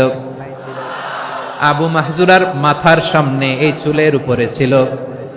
আবু মাহজুরা ওই স্মৃতিটাকে ধারণ করবার জন্য, ওই স্মৃতিকে বহন করার জন্য বিশ্বনবীর মোবারক হাত আবু মাহজুরার কপালের চুলের যেই জায়গায় লেগেছে, মৃত্যুর আগের দিন পর্যন্ত আবু মাহজুরা মাথার ওই চুলে কোনোদিন ছুরি আর কামার লাগায় নাই, সেখানে কেচি লাগায় নাই, চুলের মধ্যে খুর লাগায় নাই। আবু মাহজুরা ডান দিকের চুল কাটতো, বাম দিকের চুল কাটতো, পেছনের চুল কাটতো, সামনের চুল কাটতো না। আবু মাহজুরা রাদিয়াল্লাহু তাআলা আনহুর সামনের চুলগুলো বড় হতে হতে যখন এত বড় হয়ে যায়, তিনি চুলগুলো পেঁচিয়ে মাথার মধ্যে রাখতেন, তারপরে তিনি পাগড়ি পরতেন। সবাই জিজ্ঞেস করতো, আবু মাহজুরা, এটা আবার কেমন স্টাইল? দেখতে তোমারে কি বিদঘুটে লাগে, কেমন অড লাগে, কেমন খারাপ দেখা যায়। মক্কায় এমন কোন মানুষ তো দেখি নাই, ডানে চুল কাটে, বায়ে চুল কাটে, পেছনে চুল কাটে, সামনে কাটে না। ওরে আবু মাহজুরা, কেমন দেখা যায় তোমারে, তুমি সামনের চুল কাটো না কেন? আবু মাহজুরা বলে, আমি হাঁটু গেড়ে পেয়ারা নবীর সামনে বসেছিলাম, আমার এই মাথার চুলের মধ্যে মুবারক হাত লাগিয়ে বিশ্বনবী নিজে আমাকে আজানের প্রতিটা বাক্য শিক্ষা দিয়েছেন। বিশ্বনবীর মোবারক হাত, পবিত্র হাত আমার মাথার চুলের যেই জায়গায় লেগেছে, আমি চাই ওই চুলগুলা নিয়ে আমি আমার কবরের ভিতরে যাব। সাইয়েদনা আবু মাহজুরা রাদিয়াল্লাহু তাআলা আনহু ইন্তেকালের আগের পর্যন্ত মাথার সামনের চুলগুলা কাটে নাই, মাথার সামনের চুল তিনি কাটেন নাই। সুবহানাল্লাহ বিহামদি। কেমন ভালোবাসতেন বিশ্বনবী সাহাবীদেরকে, সাহাবারা কেমন ভালোবাসতেন বিশ্বনবীকে। সামনের চুলগুলো বড় হতে হতে এত বড় ছিল, পেঁচিয়ে রেখে পাগড়ি পরতেন, কাটতেন না। নবীর হাত লেগেছিল, সুবহানাল্লাহ পড়েন। তাহলে what is the lesson? Moral of the story কি? মোরাল অফ দ্য স্টোরি হচ্ছে, আসছিল আজানকে ব্যঙ্গ করার জন্য, বিকৃত করার জন্য, হয়ে গেল মসজিদুল হারামের মুয়াজ্জিন। দেখেন বিশ্বনবী একটা খারাপ সিচুয়েশনের মধ্যে থেকে কি ভালো জিনিস বের করে আনলেন। আমি যে শুরুতে বলেছি কিভাবে তিনি হিউম্যান রিসোর্সকে ডেভেলপ করেছেন, ম্যানেজ করেছেন। তিনি যে চৌকস ট্যালেন্ট হান্টার ছিল, দেখেন সবার মধ্যে থেকে এর বাছাই করে মুয়াজ্জিন বানাই দিয়েছেন। সুবহানাল্লাহ পড়েন। তার মানে এই না সবাইরে ধরে ধরে উনি মুয়াজ্জিন বানাইছেন। যার যেই ট্যালেন্ট আছে তাকে ওই কাজে অ্যাসাইন করেছেন। যার যেই প্রতিভা আছে তার প্রতিভাকে ইসলামের কাজে লাগিয়েছেন। সুবহানাল্লাহ পড়েন। যায়েদ বিন সাবিত রাদিয়াল্লাহু তাআলা আনহু নাম শুনেছেন? যশোর কথা বেরোয় না। যদি জিগায় সালমান খানের নাম শুনছেন, সবাই হাত তুলবে, জি হুজুর শুনছি, মানে সব দেখা শেষ। সালমান খান, আমির খান, অমুক খান, সব খান মুখস্থ, কিন্তু যায়েদ বিন সাবিতের নাম মুখস্থ নাই মুসলমানদের। যে সাহাবী মাথার সামনের চুল কাটে নাই, মসজিদুল হারামের মুয়াজ্জিন বানাইছেন বিশ্বনবী, সাহাবীর নাম কি? খায়া ফেলাইস, স্লোগানের সাথে খায়া ফেলাইস। আবু মাহজুরা, কি নাম? আবু মাহজুরা আল জুমাহি রাদিয়াল্লাহু তাআলা আনহু। এই নামটা আজকে নিয়ে যাইতে হবে যশোর। আবু মাহজুরা রাদিয়াল্লাহু তাআলা আনহু। দুই নম্বরে বলছিলাম যায়েদ বিন সাবিত রাদিয়াল্লাহু তাআলা আনহু। বিশ্বনবী দেখলেন মদিনার এই আনসারী সাহাবী হাইলি ট্যালেন্টেড, ইন্টেলেকচুয়াল, মেরিটোরিয়াস, জ্ঞানের প্রতি তার আকর্ষণ, মারাত্মক আকর্ষণ। বিশ্বনবী তাকে দায়িত্ব দিলেন, কোরআন যা নাজিল হয় তুমি লিখো, কাতিবুল ওয়াহি বানায় দিলেন। সুবহানাল্লাহ। যায়েদ বিন সাবিতরে আবার আজান শিখান নাই, কারণ তার মধ্যে বিশ্বনবী প্রতিভা দেখেছেন, একাডেমিক প্রতিভা। বিশ্বনবীর একাডেমিক প্রজেক্ট গুলো তিনি হ্যান্ডেল করতেন। যায়েদ বিন সাবিত ছিল বিশ্বনবীর ব্যক্তিগত সচিব। কি ছিল? ব্যক্তিগত সচিব। বোঝেন নাই? বিশ্বনবীর ব্যক্তিগত সচিব এবং দোভাষী।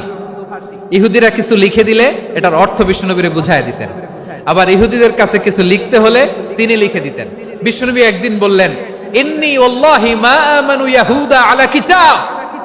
ইহুদিরা যে চিঠি পাঠায় অর্থ তো বুঝি না, আরেক ইহুদি আইনে অর্থ করা লাগে। আবার ইহুদিদের কাছে কিছু লিখে পাঠাইতে চাইলে আমরা তো লিখতে পারি না, ইহুদিরে দিয়ে লেখা লাগে। ওরা যে পয়রা শোনায় লিখে দেয়, আমি ওদের বিশ্বাস করি না। আমার নিজের একজন লোক দরকার। বিশ্বনবী এই যায়েদ বিন সাবিতকে চুজ করলেন ল্যাঙ্গুয়েজের জন্য। উনি বললেন, যায়েদ তোমার সফট স্কিলকে ডেভেলপ করতে হবে, তুমি হিব্রু ল্যাঙ্গুয়েজ শিখে ফেলো। যায়েদ বিন সাবিত বলল, বিশ্বনবীর মোটিভেশন আর ইন্সপিরেশন পেয়ে আমি 15 দিনে ইহুদিদের এই হিব্রু ল্যাঙ্গুয়েজ শিখে ফেললাম। শুধু শিখে ফেললাম না, হাত্তা হাদিকতু, even I became master in the language. এই ভাষা আমি পারদর্শী হয়ে গেলাম। এরপরে ইহুদিরা চিঠি লিখে পাঠালে আর কোন ইহুদি ডাকা লাগতো না, আমি নবীর এটার অর্থ শুনে পরে বুঝায় দিতাম। আবার ইহুদিদের কাছে চিঠি লেখা লাগলে আমি যায়েদ বিন সাবিত চিঠি লিখে দিতাম। সুবহানাল্লাহ। দেখেন এত সাহাবীর মধ্য থেকে বিশ্বনবীর একাডেমিক প্রজেক্ট, ব্যক্তিগত সচিব, দোভাষী হিসেবে তিনি যায়েদ বিন সাবিতের মতো তরুণকে নির্বাচিত করেছেন। কেমন ট্যালেন্ট হান্টার ছিল আমার নবী। সুবহানাল্লাহ পড়বেন না?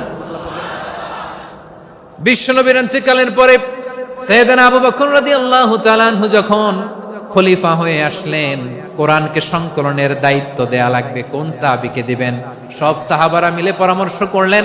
সাইয়েদনা আবু বকর, ওমর সবাই মিলে এই বিশাল কোরআন সংকলনের গুরু দায়িত্ব বিশ্বনবীর ব্যক্তিগত সচিব, বিশ্বনবীর দোভাষী, বিশ্বনবীর সিলেক্ট করাই লোক যায়েদ ইবনে সাবিত রাদিয়াল্লাহু তাআলা আনহুকে দিয়েছে। কোরআনের কপি তো আজকে এখানে রাখে নাই। এই যে আজকের যে কোরআন পড়েন, এটা আগে এরকম ছিল না। কোরআন নাজিল হলে সাহাবারা চামড়ার, ওটের চামড়ায় লিখে ফেলতো, ওটের চ্যাপ্টা হাড্ডির মধ্যে লিখে ফেলতো, গাছের গুড়ির মধ্যে লিখে ফেলতো। বিভিন্ন জনের কাছে ছড়ানো ছিটানো ছিল। আবু বকর রাদিয়াল্লাহু তাআলা আনহু একসাথে করলেন, পরবর্তীতে উসমান রাদিয়াল্লাহু তাআলা আনহু একসাথে করলেন। 114 সূরার এখন এই মুসহাফ, এই কম্পাইলেশন, এই কপি আমরা পেয়েছি, যার হিউজ কন্ট্রিবিউশন ছিল। এই পুরো কোরআন কম্পাইলেশনের প্রজেক্ট ম্যানেজার ছিল যায়েদ বিন সাবিত রাদিয়াল্লাহু তাআলা। কোরআন কম্পাইলেশনের প্রজেক্ট ম্যানেজার। দেখেন উনারে মাথায় হাত দিয়ে আজান শিখায় নাই। সুবহানাল্লাহ কইবেন না? তাহলে প্রথম সাহাবী আবু মাহজুরাকে মুয়াজ্জিন বানাইলেন, যায়েদ বিন সাবিতকে ব্যক্তিগত সচিব আর দোভাষী বানালেন।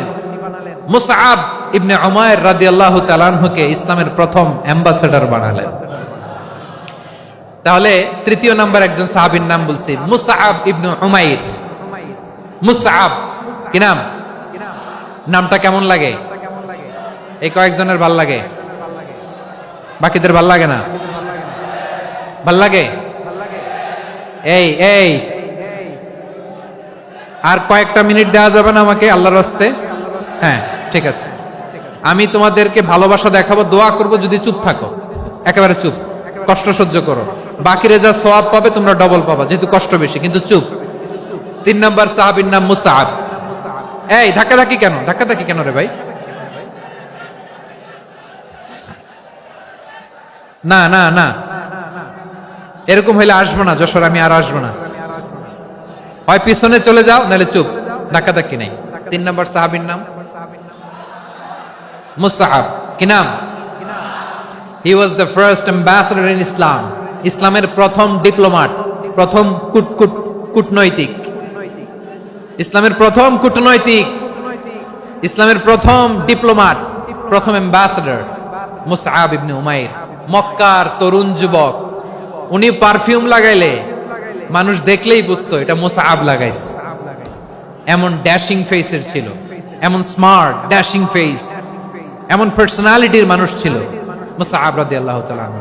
কারণ যিনি ইসলামের স্পোকম্যান হবেন, মুখপাত্র হবেন, তার স্মার্ট হওয়ার দরকার আছে না নাই? আকাবার প্রথম শপথ যখন হলো, তাদের সাথে বিষ্ণু ঈসা ইসলাম মদিনাতে একজন মুখপাত্র পাঠালেন, ডিপ্লোম্যাটকে পাঠালেন, অ্যাম্বাসেডর অফ ইসলাম, তিনি হচ্ছেন মুসআব ইবনে উমাইর। পড়েন সুবহানাল্লাহ। বিশ্বনবী দেখলেন সে অনেক স্মার্ট, তার ডেডিকেশন আছে, সিনসিয়ারিটি আছে, এবং মদিনায় যে আউস খাজরাজ গোত্রের নেতাদের সাথে ডিল করতে হবে, ইহুদিদের সাথে ডিল করতে হবে, ওখানে একজন পাক্কা জানু খেলোয়াড়ের দরকার আছে না নাই? মুসআব ইবনে উমাইর রাদিয়াল্লাহু তাআলা আনহু, ওনাকে বিষ্ণু ঈসা ইসলাম চুজ করলেন। এবং বিষ্ণু ঈসা ইসলামের এই চুজিংটা, এই সিলেকশনটা এত সুন্দর ছিল, তিনি মদিনাতে যে বিশ্বনবী আসার আগেই মদিনার জমিনকে তিনি উর্বর করে ফেলছেন। প্রতিটা ঘরে ঘরে কালিমার দাওয়াত তিনি পৌঁছায় দিচ্ছেন। জুমার বিধান নাজিল হয়েছে, কিন্তু মক্কায় পরিবেশ নাই জুমা পালনের। বিষ্ণু ঈসা ইসলাম একজনকে দিয়ে খবর পাঠালেন, যাও মদিনায় মুসাবকে যে বলো, মুসাব তো আমার শিক্ষক, আমার স্পোকম্যান, মদিনাতে যেন তারা জুমা কায়েম করে। বিশ্বনবীর আগেই মুসআব মদিনার মুসলিমদেরকে নিয়ে মদিনায় প্রথম জুমা কায়েম করে ফেলছে। কোন সুবহানাল্লাহ। ডিপ্লোম্যাটদের কেমন হইতে হয়, অ্যাম্বাসেডরের কেমন হইতে হয়, মুসআব রাদিয়াল্লাহু তাআলা আনহুর কাছ থেকে শিখে নাও। মুসআব নামটা কেমন লাগে? যশোর যাদের সন্তান হবে, ছেলে সন্তান, আমার রাস্তায় পাইলে সবাই জিজ্ঞেস করে, হুজুর একটা নাম দেন, আমার ছেলে হবে। যশোরবাসীর জন্য আমি একটা নাম দিয়ে দিলাম, নাম রাখতে হবে মুসআব। কি নাম? নামটা যাদের ভাল লাগে, ছেলে সন্তান অনাগত আসবে, মনে চাইলে নাম রেখে দিবেন মুসআব রাদিয়াল্লাহু তাআলা আনহুর নামে মুসআব। তাহলে মুসআব রাদিয়াল্লাহু তাআলা আনহুকে বিশ্বনবী ল্যাঙ্গুয়েজ শিখান নাই, সফট স্কিল শিখান নাই। যায়েদ রাদিয়াল্লাহু, তিনি হিব্রু ল্যাঙ্গুয়েজ শিখেছেন, সুরিয়ানি শিখেছেন, কিন্তু মুসআবকে তিনি বানিয়েছেন the spokesman of Islam, the first diplomat, the ambassador of Islam. সুবহানাল্লাহ পড়বেন না? আব্দুল্লাহ ইবনে আব্বাস রাদিয়াল্লাহু তাআলা আনহু, বিশ্বনবীর কাজিন, চাচাতো ভাই। আবার মাইমুনা রাদিয়াল্লাহু তাআলা আনহু, মাইমুনা নবীর স্ত্রী, তিনি ছিলেন আব্দুল্লাহর আপন খালা। তো নবীর বউ যদি ওনার খালা হয়, নবী তার কি? বুঝে নাই, নবী তার কি? খালু। তাহলে সম্পর্ক অনেক গভীর, কাজিন আবার খালু, ছোট্ট মানুষ, তাই রাতে মাঝে মাঝে ঘরে থাকতো। বিশ্বনবী দেখলেন আব্দুল্লাহ যেহেতু আমার ঘরে ঢুকতে পারে, আব্দুল্লাহরে এই উম্মতের বড় শিক্ষাবিদ বানাইতে হবে। কথা বোঝে নাই? আব্দুল্লাহকে কি বানাইতে হবে? শিক্ষাবিদ, এডুকেটর অফ দিস উম্মাহ, এই উম্মার শিক্ষাবিদ বানাইতে হবে। তাই আব্দুল্লাহ ইবনে আব্বাসকে বিশ্বনবী হাতে কলমে শিক্ষা দিয়েছেন। আহারে, আর এরপরে যে কি ভাষা আসবে তোমাদের জন্য আমার মুখ থেকে আমি নিজেও জানি না, আমি নিজেও জানি না। 1 ঘন্টা যাবত ধাক্কা ধাক্কি মারামারি। তো আসতে বলছে কে তোমাকে? পেছনে চলে যাও, জায়গা না পেলে। পুরো প্রোগ্রামটাই নষ্ট করে দিল।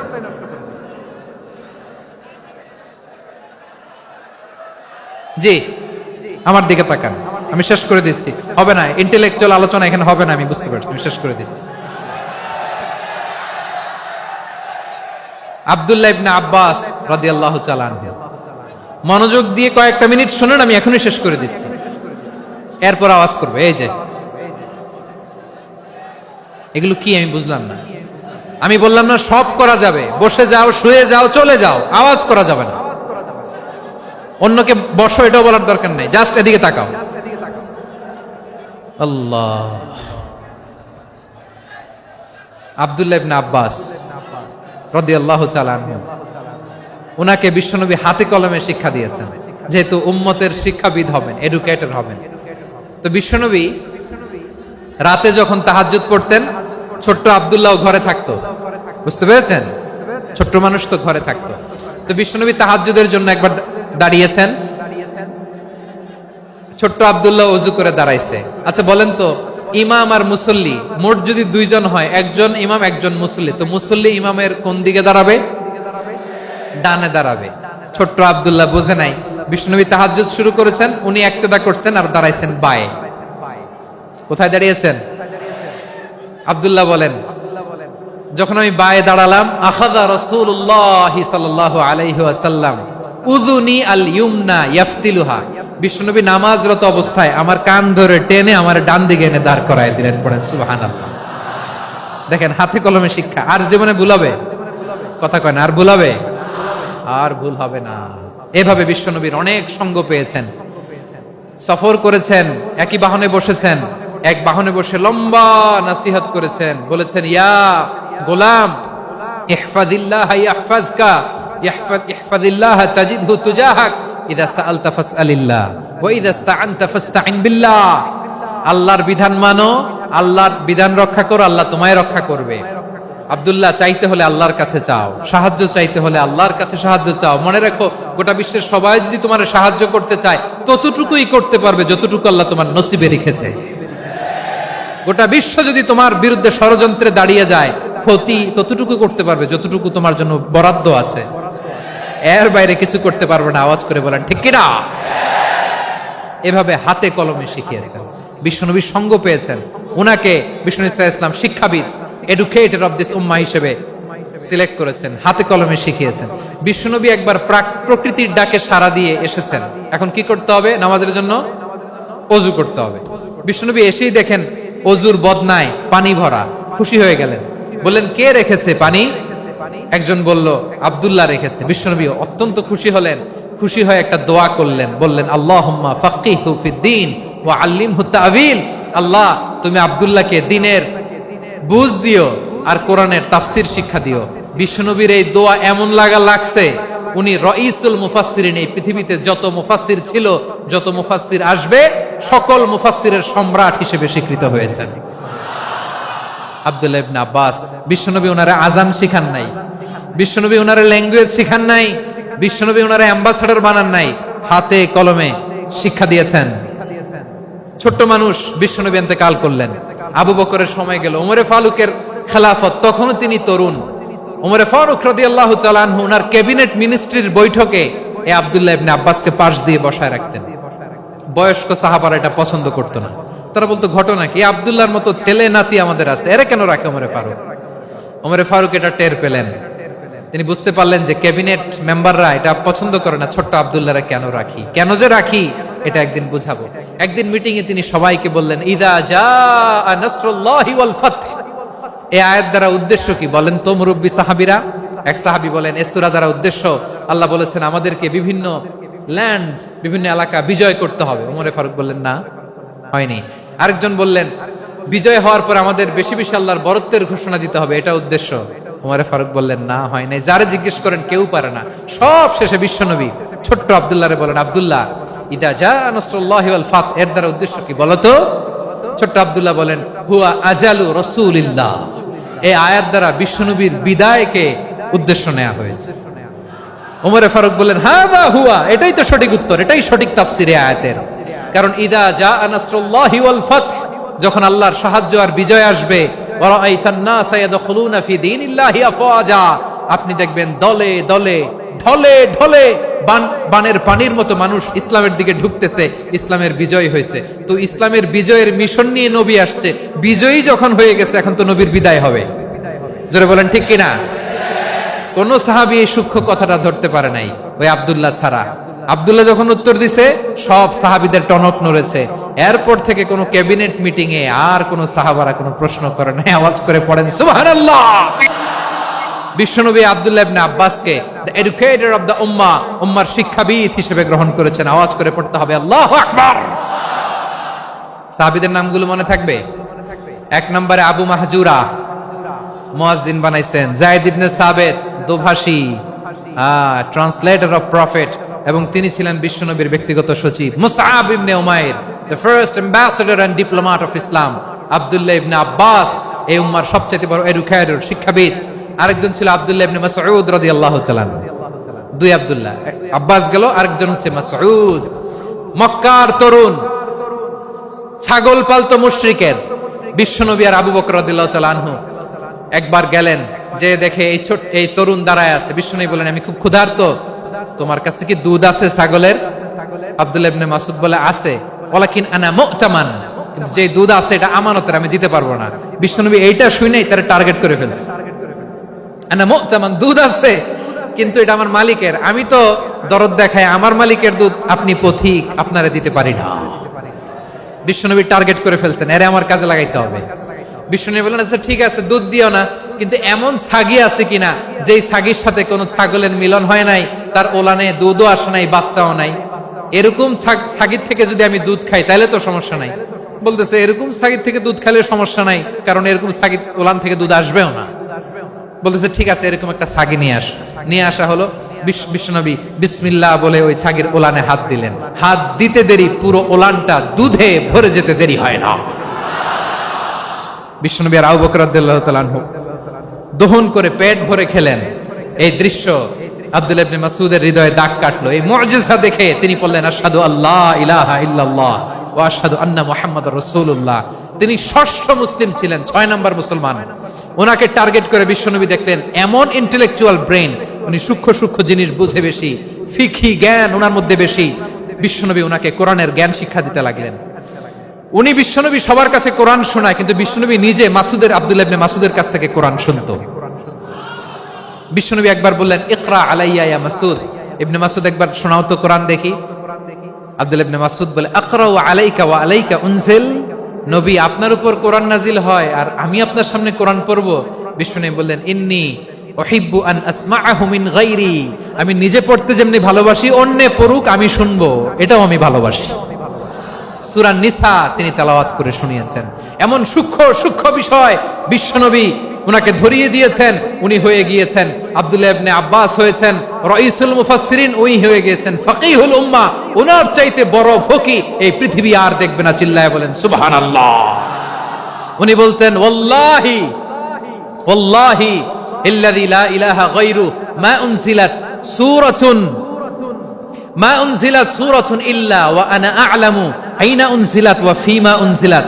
বিশ্বনবী এমন ভাবে কোরআনের দার্স আমাকে দিয়েছেন, কোরআনে যত সূরা নাজিল হয়েছে, যেখানে নাজিল হোক না কেন আমি জানি এটা কোথায় নাজিল হয়েছে এবং কোন প্রেক্ষাপটে নাজিল হয়েছে। এমন একটা সূরা নাই যে সূরার কোথায় নাজিল হয়েছে আমি মাসুদের জানা নাই, কোন প্রেক্ষাপটে নাজিল হয়েছে আমার জানা নাই। এরকম ঘটবে না। চিল্লায় বলেন আল্লাহু আকবার। এই আব্দুল্লাহ ইবনে মাসউদ রাদিয়াল্লাহু তাআলা আনহু ওমর ফারুকের সময় কুফার চিফ জাস্টিস ছিলেন। কুফা নগরীর চিফ জাস্টিস বুঝেন নাই? বিচারপতি। কি ছিলেন? সবাই বলে নাই, কি ছিলেন? বিচারপতি ছিলেন। এবং ওনার যে ফিকহি জ্ঞানের ধারা, এটাই আলকামা, ইব্রাহিম আন-নাখাই, হাম্মাদ ইবনে সুলাইমান হয়ে ইমাম আবু হানিফা পর্যন্ত পৌঁছেছে। এবং ওনার ফিকহি জ্ঞানের ধারাই হানাফি মাযহাবে অ্যাকসেপ্ট হয়েছে। আজও এগুলো হানাফি মাযহাবে চর্চিত হয়। হানাফি মাযহাবের সব ফিক আব্দুল্লাহ ইবনে মাসউদের ফিকহি জ্ঞানের ধারা থেকে নেওয়া হয়েছে। চিল্লায় পড়েন সুবহানাল্লাহ। তাহলে উনাকে বিশ্বনবী বানিয়েছেন জুরিস্ট, আইনবিদ, ফাকিহ। উনারে আজান শিখান নাই। হিউম্যান রিসোর্স ডেভেলপমেন্ট কিভাবে করবেন, মানব সম্পদের উন্নয়ন কিভাবে করতে হয়, কিভাবে যার যেখানে প্রতিভা কাজে লাগাতে হয় উনি দেখিয়েছেন। সুবহানাল্লাহ পড়বেন না? খালিদ বিন ওয়ালিদ নাম শুনছেন? কে কে শোনেন নাই? হাত তোলেন। কি ছিলেন? বীর যোদ্ধা, বীর যোদ্ধা ছিলেন খালিদ বিন ওয়ালিদ, কিন্তু তিনি ইসলাম ধর্ম গ্রহণ করেছেন অনেক দেরিতে, 8ম হিজরিতে। তার মানে 8ম হিজরির আগে উনি মুশরিকদের পক্ষে লড়াই করেছেন। ওনার হাতে কত মুসলিম সাহাবী যে নিহত হয়েছে হিসাব নাই। বিষ্ণুনবী টার্গেট করে রাখছে, তুমি আমাদের মুসলিমদের এত ক্ষতি করলা, তুমি যখন মুসলমান হবা তোমারে দিয়ে আমি এমন কাম করামু যে এটা আর কেউ করতে পারবে না। সুবহানাল্লাহ নাই? যশোর ক্লান্ত হয়ে গেছে।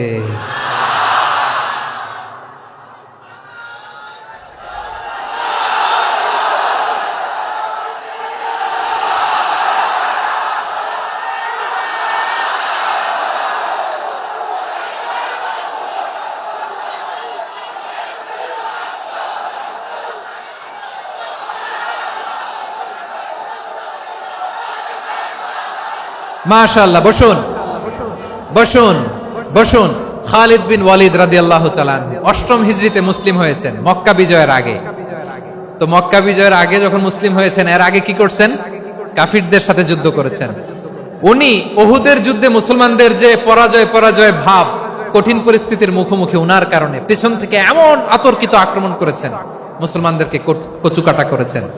8ম হিজরিতে আল্লাহ তাআলা হেদায়েতের নূর দিয়ে ওনার হৃদয়টাকে উজালা করে দিলেন। লা ইলাহা, এটা এমন বাণী যার হৃদয়ে একবার টাচ খাবে, এইটা থেকে সে আর পালিয়ে বেড়াতে পারে।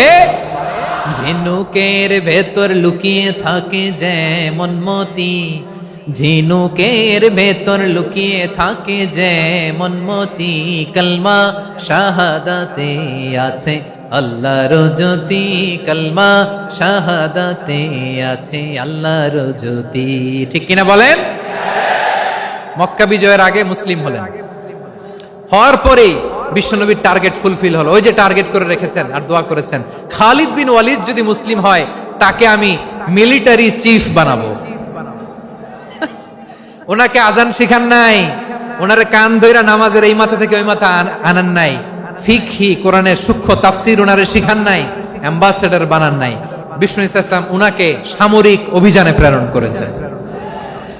সামরিক অভিযানে তিনি প্রেরণ করেছেন। উনার জীবদ্দশায় উনার নেতৃত্বে যতগুলো যুদ্ধ হয়েছে, একটা যুদ্ধেও তিনি পরাজয় বরণ করেন নাই।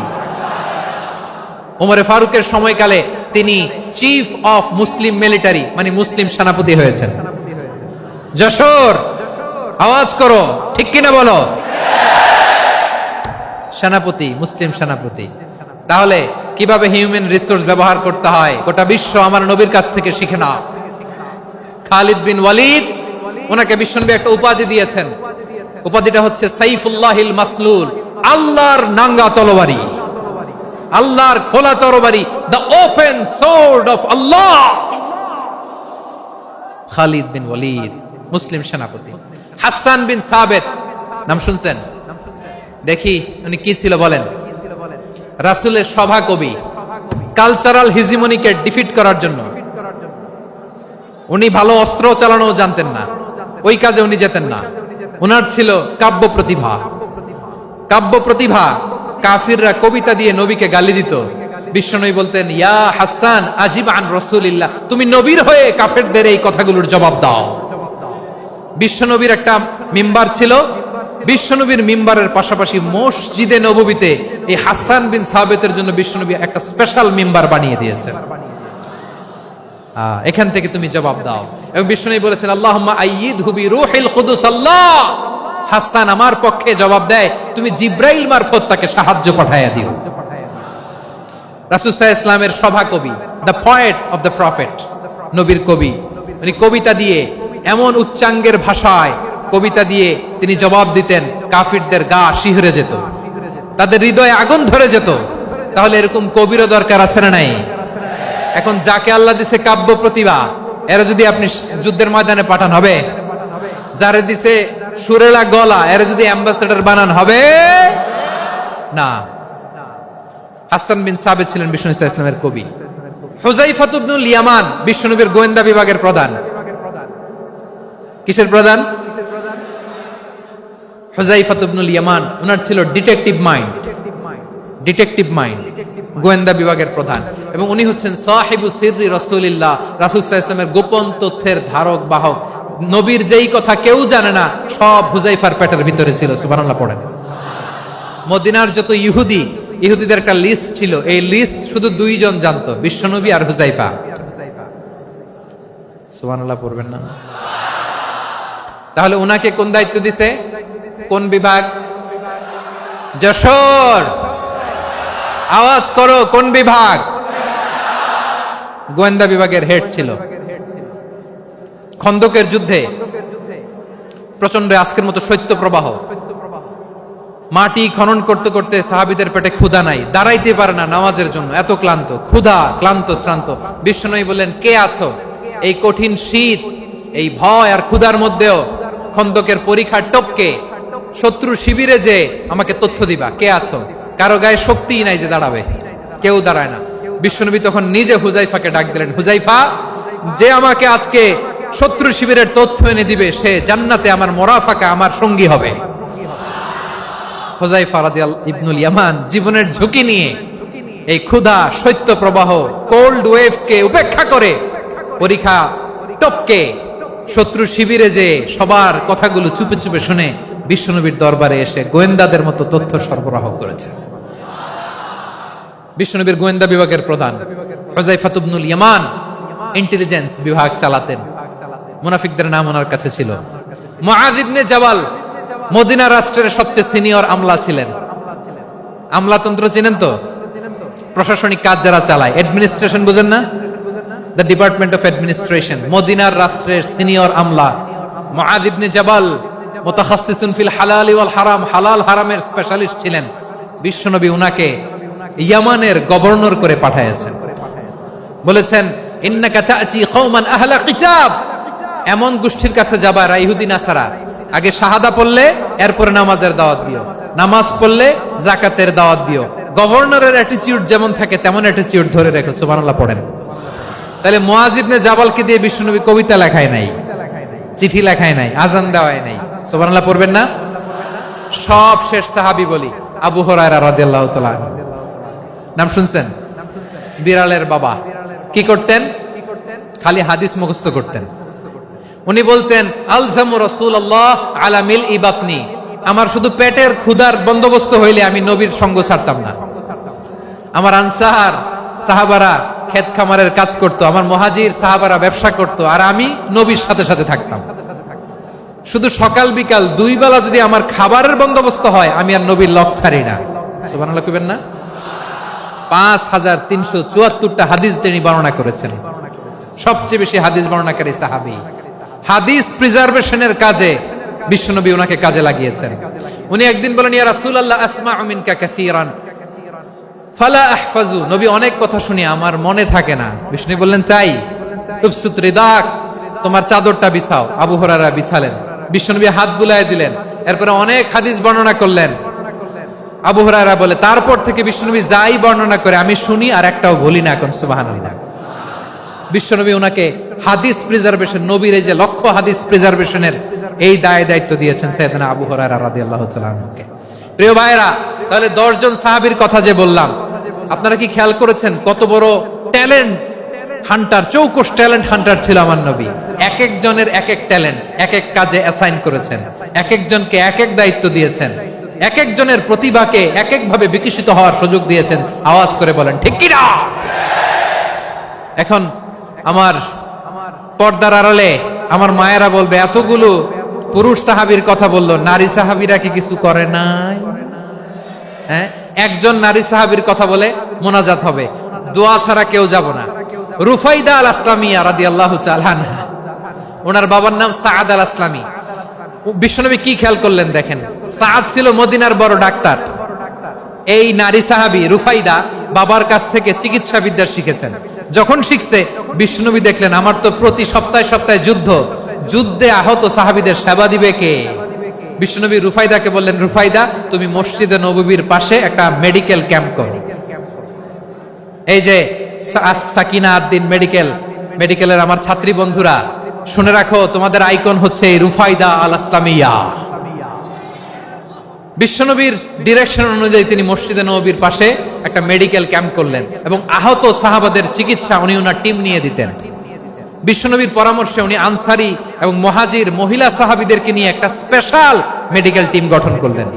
খায়বার যুদ্ধে 7ম হিজরিতে যখন বিশ্বনবী যায়, উনি ওনার টিম নিয়ে আসলেন, বললেন, ইয়া রাসূলুল্লাহ, আমরা তো তলোয়ার চালাতে পারি না, আমরা তো তীর মারতে পারি না, আপনি যদি অনুমতি দেন খায়বার অভিযানে আমি আমার টিম নিয়ে মেডিকেল টিমের সেবাটা সার্ভিসটা দিতে চাই। পড়েন সুবহানাল্লাহ।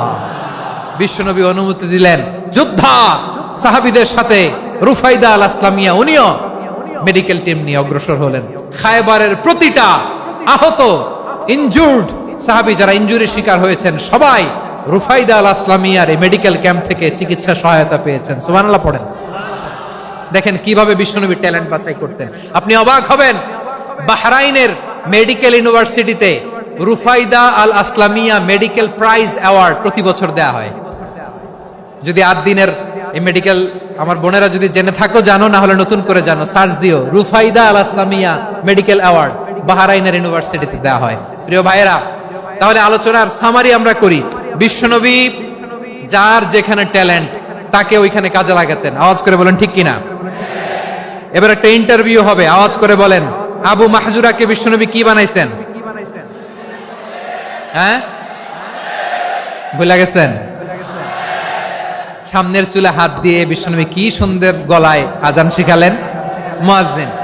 যায়েদ বিন সাবিতকে একাডেমিক প্রজেক্টের দায়িত্ব দিয়েছেন, তিনি ছিলেন বিশ্বনবীর দোভাষী ব্যক্তিগত সচিব। মুসআব ইবনে Umair the first ambassador of Islam. Abdullah ইবনে আব্বাস উম্মার বড় শিক্ষাবিদ মুফাসসির।